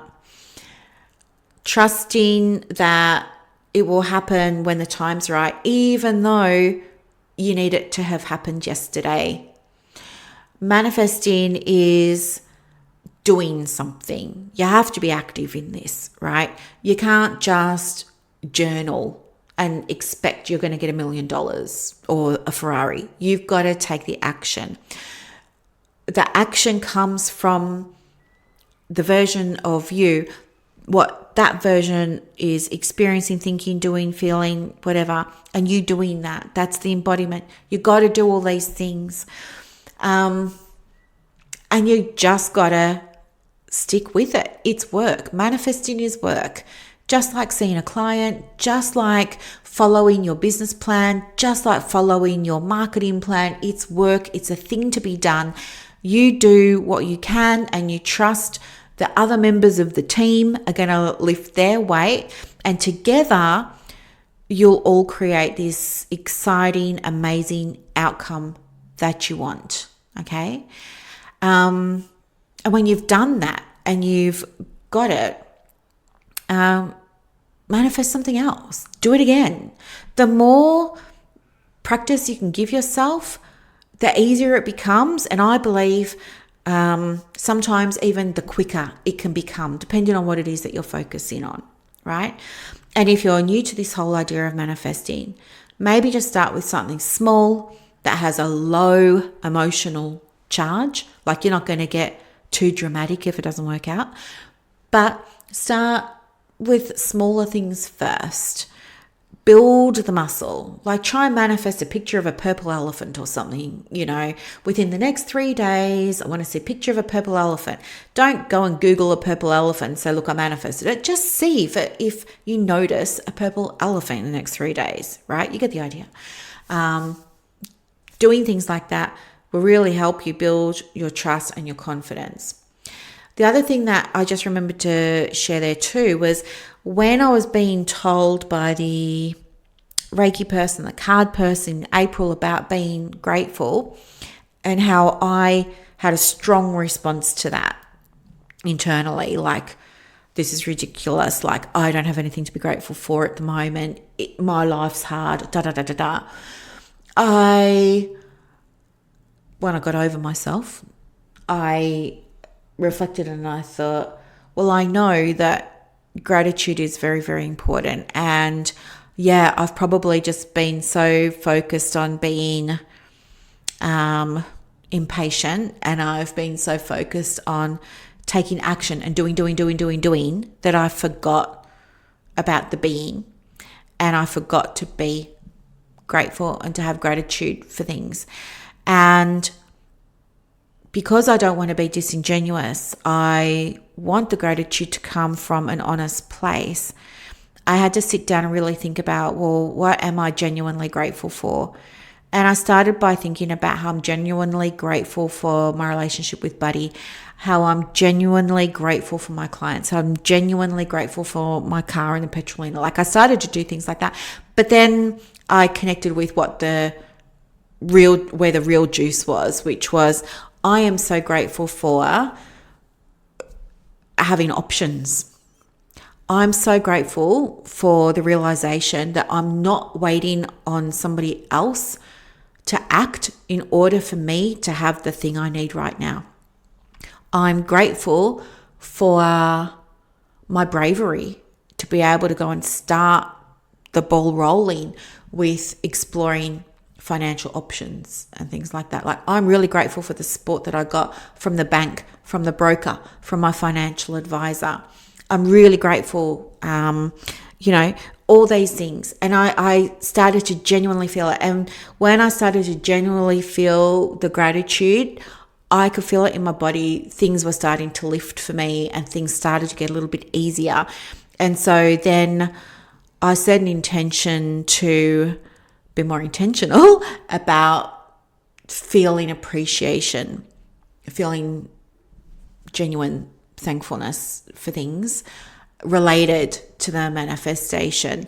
And most days I did tap into the emotional feeling of gratitude. And I do believe that helped because it made me recognize things are working, things are moving in the right direction. It's really just a matter of time now. So yeah, manifesting. Get clear on what you want. If you're not clear, look at what you're struggling with right now, write out a list about it, then write out the opposite on the other side.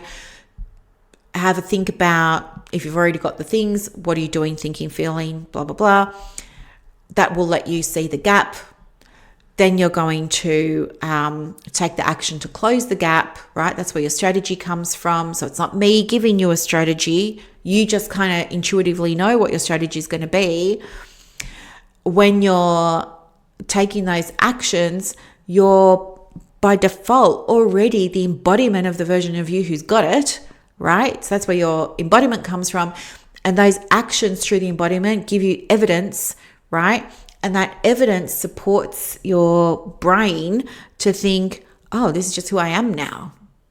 And so it shifts your reality to match that of the person. This is why you gotta embody it first. It's the identity that comes first before anything else. So many times, even clients that I work with, they're like, I just need a clear and structured plan. Just give me the strategy.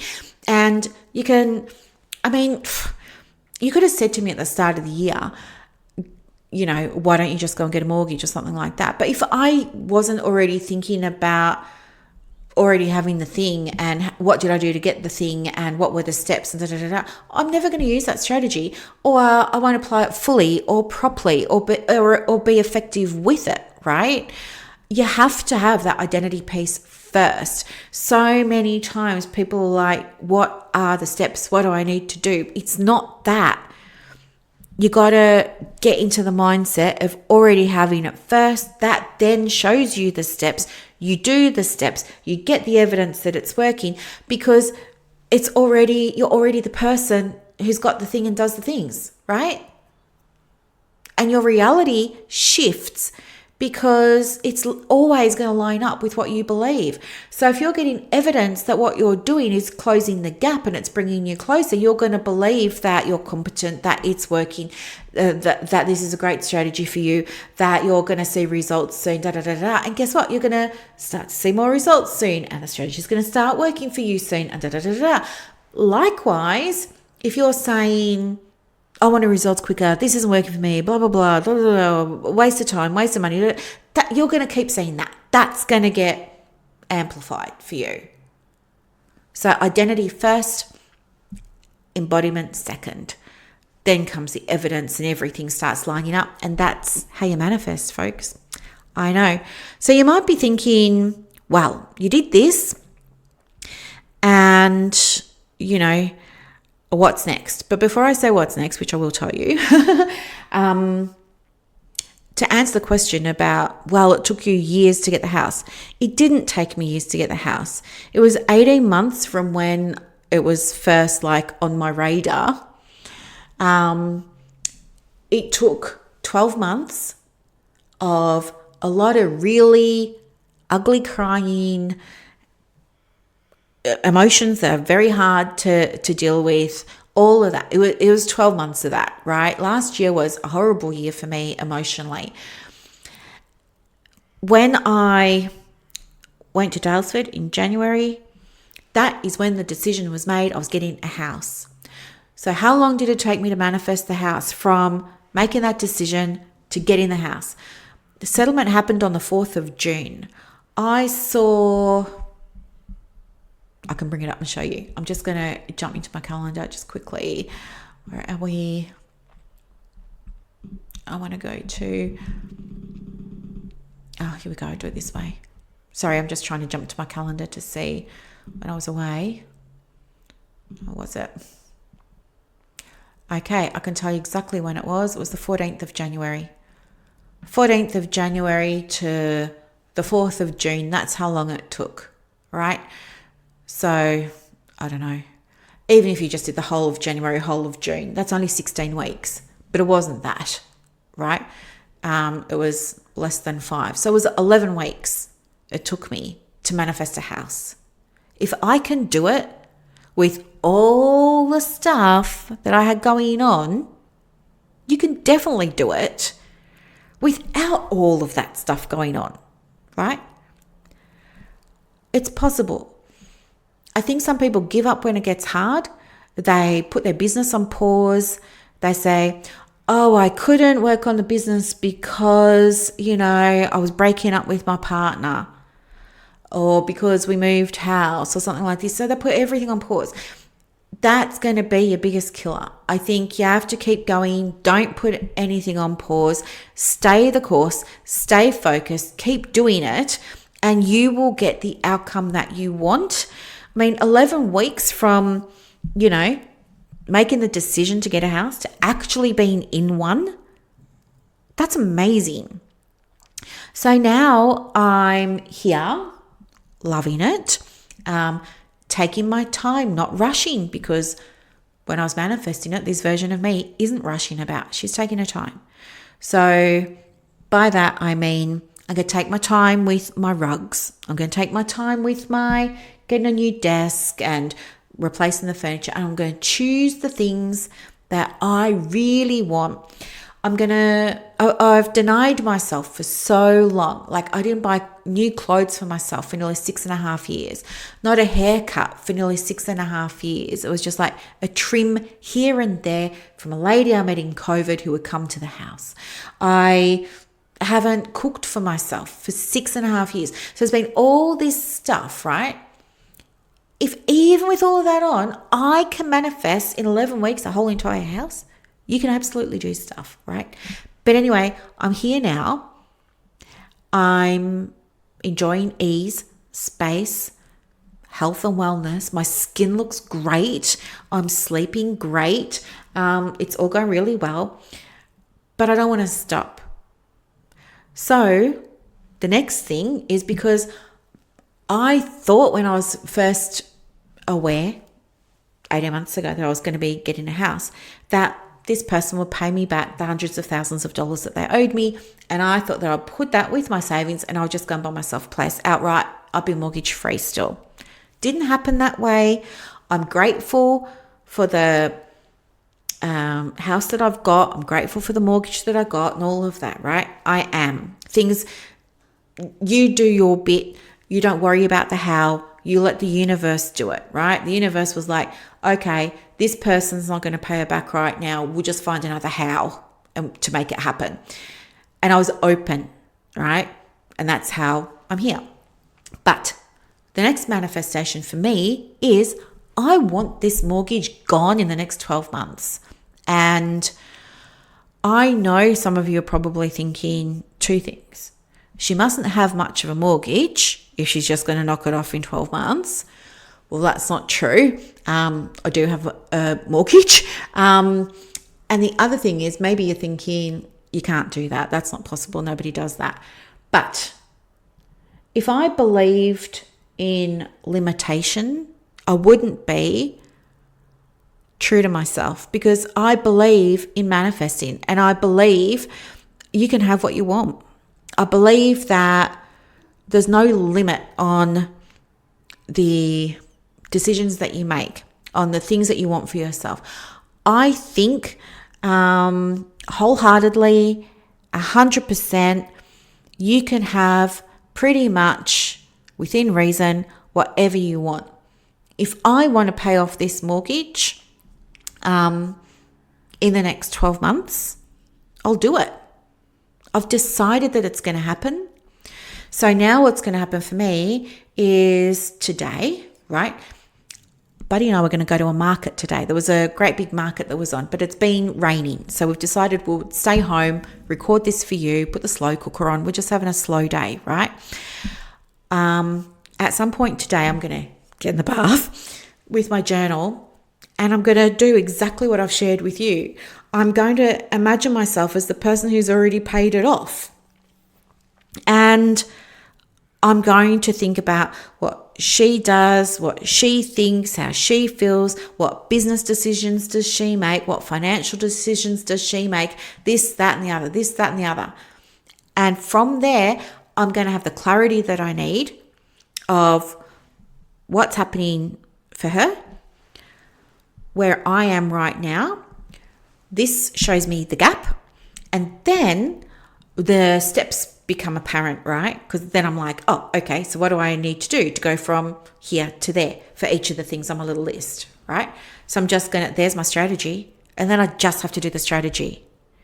And that's the practical side, that's the visible side. And the invisible side is I have to have faith that, of course, this is going to work.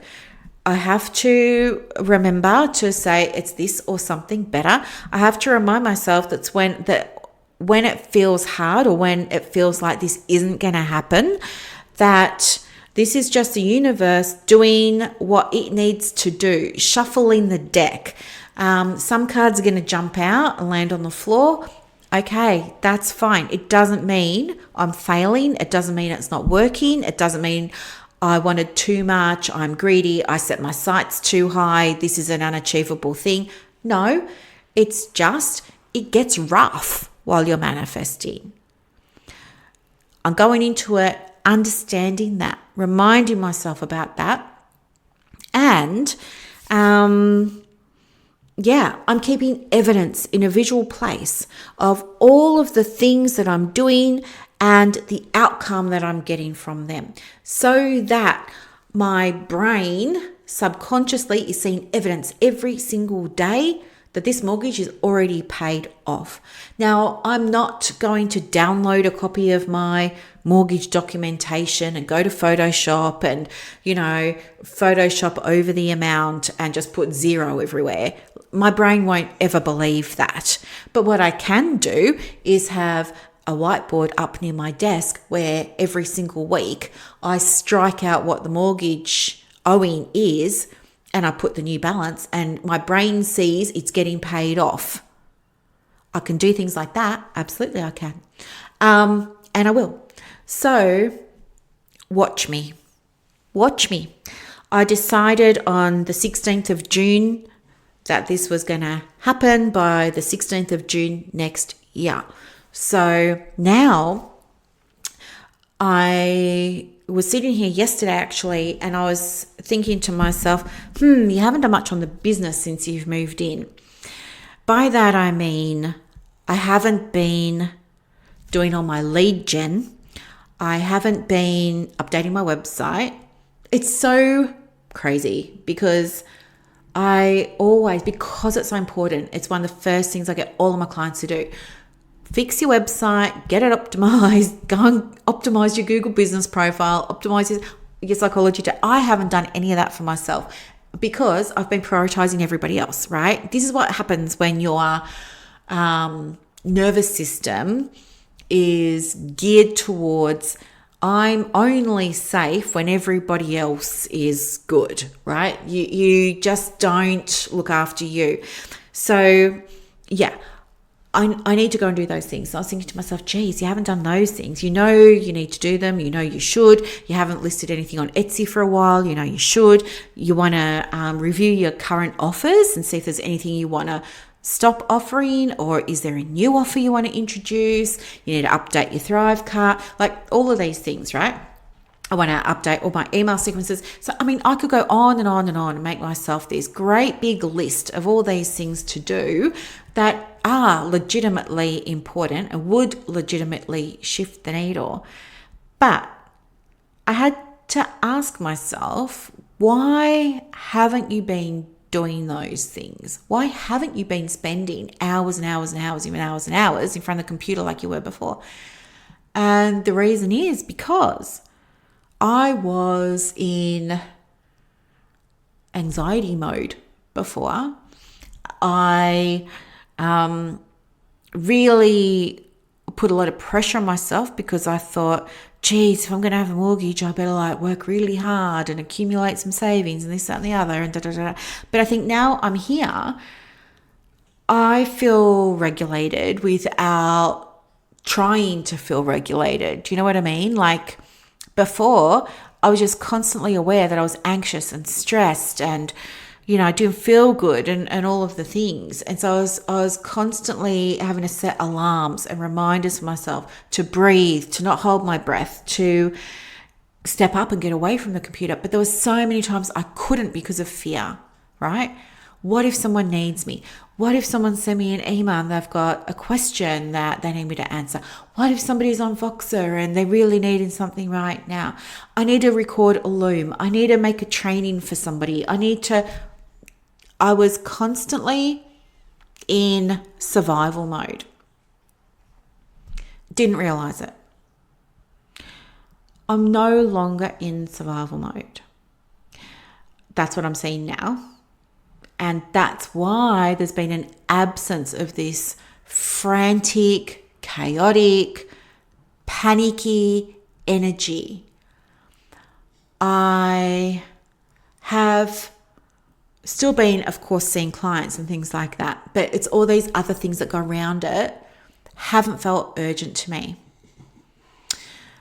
I am aware that the version of me who pays off her mortgage probably has sorted out a lot of that stuff, and she's probably now moved on to other things. So I know I'll need to do it at some point, and that's perfectly okay.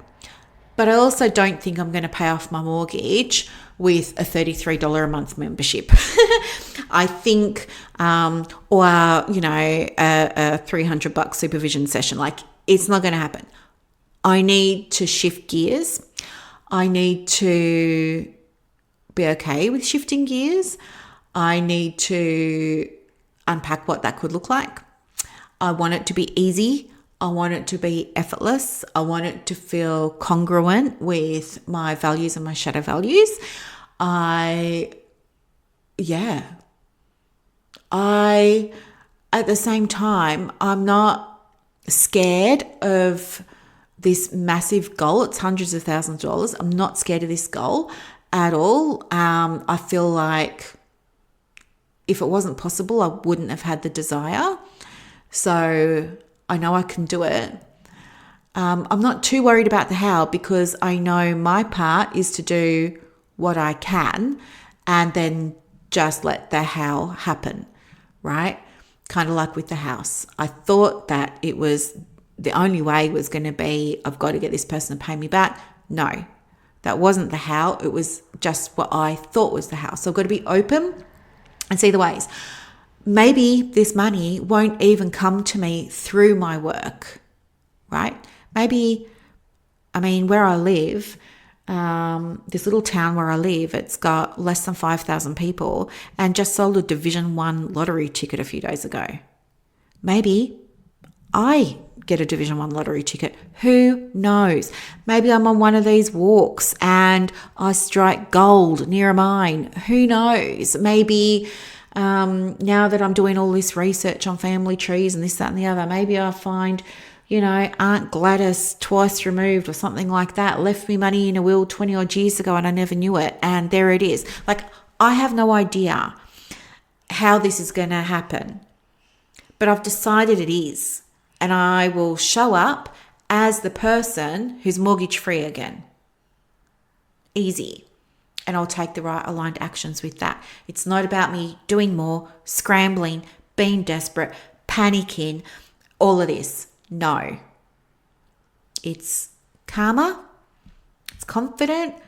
It doesn't have excitement around it, and it doesn't have fear around it, because it just feels normal. Just feels like, well, why wouldn't I pay it off in 12 months? Okay. That's what it feels like.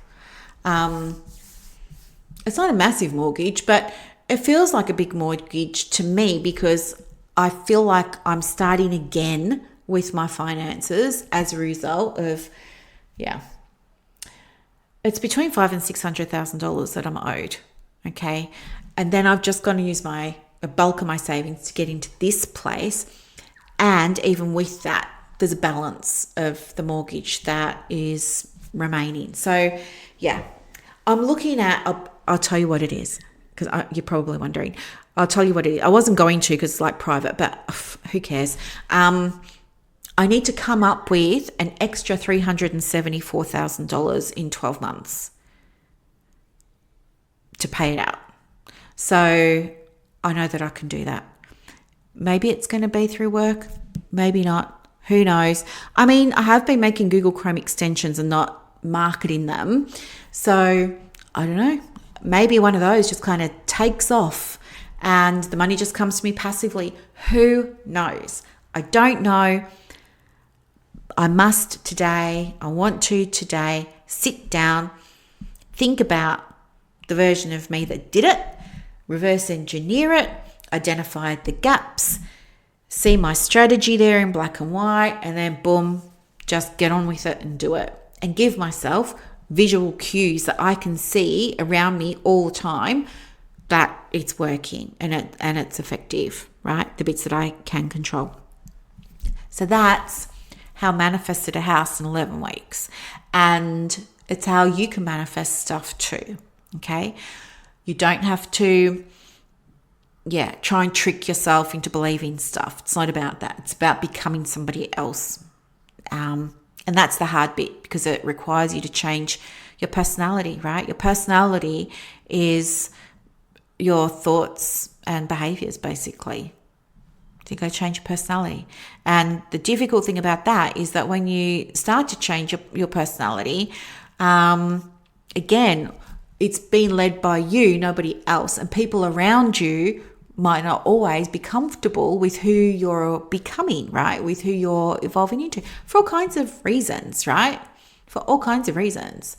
Maybe because you're, triggering something in them around, they might have a belief that you can't get a house in 11 weeks, for example, or they might be believing that manifesting is BS or something like that. And then here you are doing the things, and that's creating conflict for them, right? So they're probably not going to like that about you, that you're doing it and you're being successful with it, because it goes against what they believe. And they're going to say, I don't know who she's becoming. She's not who she used to be. No, she's not who she used to be, folks. She's not. Right? So just be aware of that. Be mindful of that. I would say, depending on what you're wanting to manifest and what it will require you to start to embody in terms of the way you approach things, your views, your perspectives, what you think, how you act, your behavior, what you do, all those kinds of things. Depending on what it is, if you're in a relationship, maybe you might want to involve that person in it. Like, just say, hey, I'm thinking of, generating a 7-figure practice in the next 24 months. And I was thinking it's going to require me to do things differently, because it will. Otherwise, you won't do it. You will just have what you've got now. It's going to require me to do things differently. I'm going to have to start seeing things a little bit differently, thinking about things a little bit differently, doing things a little bit differently. I think if you are connected to people, whether it's a romantic relationship or a parent or children, a housemate, whatever, but people that you've got regular contact with who are going to be impacted in some way by what you're doing, I think it would be good to let them know. You don't have to say, hey, I'm going to manifest this. Just say, yeah, I'm working toward a goal at the moment and I just want to share it with you. I think if you clue them in, it'll be easier. I don't know. Just sometimes when you are working on stuff and you do have to change how you see things. Like for me, for example, when I realized that my fawning and my people-pleasing behaviors and things like that were an ingrained response to trauma, I then made the decision that I was going to pause before I did things for people anymore, because my default had been make sure other people are happy before you make sure you're happy. And I would do that. I would feel momentarily safe from being hurt by that person.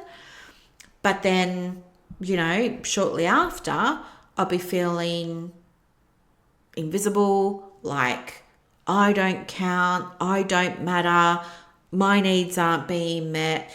What about me? Like I'll be thinking that. And then I feel guilty for thinking that because that's part of the programming, right? So when I stopped, or when I became aware of the people pleasing and stuff like that, I told myself, no, before you go and do this thing for this person, stop. Get in the habit of stopping first and asking why you're doing it. Because I want to do things because it's on my heart to do things, not because I feel like there's going to be some terrible consequence, punishment, I don't know, horrible thing I'm going to have to live through if I don't do the thing, right? I want to be able to give from love because I've got it to give, not because I'm scared of what's going to happen if I don't.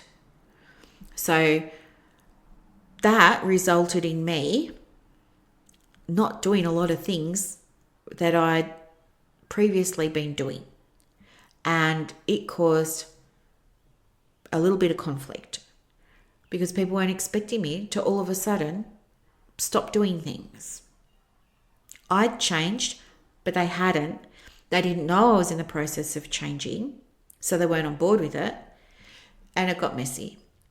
Understand that when you change, other people will need to fall into line, and some will and some won't, depending on like what you're doing, of course. Like if you're manifesting a Mars bar or if you're manifesting a new puppy or something like that, probably different. But I'm talking about big stuff, right? So just be aware of it so that you know and you can sort of work around it. Anywho, manifesting, as I said, it's I think when you're doing it with intention, you get the outcome that you want. You're manifesting all the time. If you're in a place with your business, your relationships, your money, whatever it is at the moment, and it's not where you want it to be, have a look at how, like what your role in it was, because you're not 100% responsible for everything. As I've said for this whole episode, like you can only do your part and then all this other stuff happens without you. But think about if you're there and you've been making your website and you've been blogging and you've not had any clients and you've got your Google business profile, you've got your Psychology Today profile and all the things, and you still don't have any clients. Have a think about what have you been thinking, doing, saying to yourself, believing, listening to, absorbing, or all of that. Think about that and think about how that has contributed to the lack of results, right?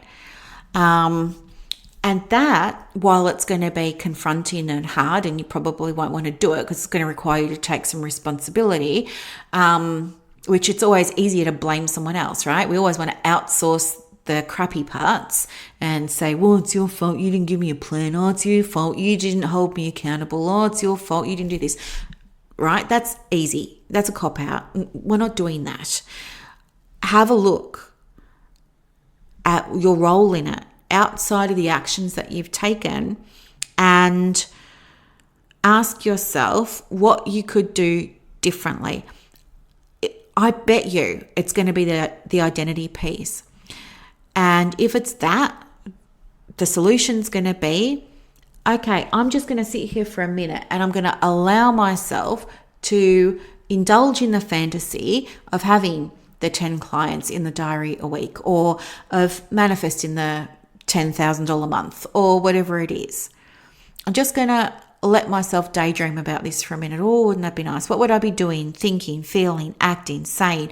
What clients would I be working with? What would my business model look like? Would I have subcontractors, employees? Would it just be me? Would I be online? How many days would I be working? Start to think about it from the place of already having it. That will show you the gap, which in turn just tells you intuitively, oh, okay, well, I can see what needs to happen here. I need to stop doing this. I need to start doing that. I need to stop thinking like this and start approaching it like that. I need to stop doing this thing over here, this behavior, and start doing this one a little bit more, right? There's your strategy. You're going to do the strategy. The strategy is going to give you the evidence. The evidence is going to reinforce the identity. And then what's happening now is we've got reality lining up to match the identity, okay? That's manifesting. You can do it. It's not like what you see in The Secret. It's more like what you see in the film What the Bleep Do We Know, which, if you've seen that, maybe go back and have a rewatch. I found so much value in that film because of the science in it.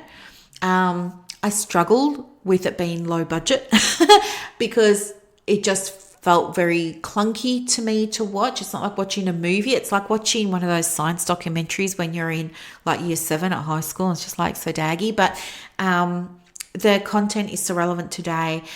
It's still one of the world's most popular movies, even though lots of people haven't heard of it.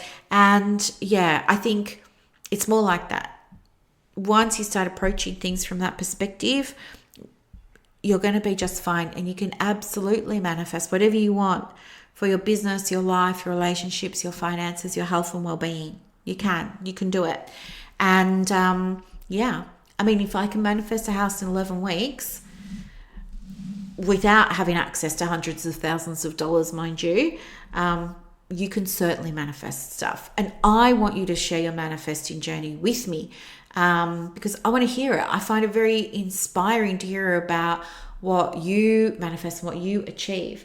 I want you to know, whatever you tell yourself, right? It's doable, it's not doable, works in Brooklyn, doesn't work for me, whatever you believe, you're going to experience, you're going to see. So you can't change your beliefs without changing the identity, which is why we want to get into the place of imagining you've already got it, and imagining what you're thinking, feeling, doing, saying. What is a typical day like, or look like, or not look like? Okay, you've got this. So thank you so much for listening, and thank you for following along and hearing the journey. All right, have a beautiful, beautiful weekend, and I'll catch you on the next episode on Wednesday. And possibly, if I've got the motivation, we'll have a new jingle at the start and the end. We'll have to see how we go. Okay, bye for now. Bye. And that's a wrap for this episode of the Private Practice Podcast. So as you reflect on today's insights, imagine creating real success in your private practice without going down rabbit holes or exhausting yourself with business activities that don't move the needle. With Practice Momentum, you have push of a button help available on demand. It's like having an expert in your pocket ready to guide you whenever you need it. Visit brooklynstorm.com to discover how Practice Momentum can transform your approach to building a thriving practice. I'm Dr. Brooklyn Storm, and I'll see you next time as we continue exploring the mind, business, and spirit of private practice success.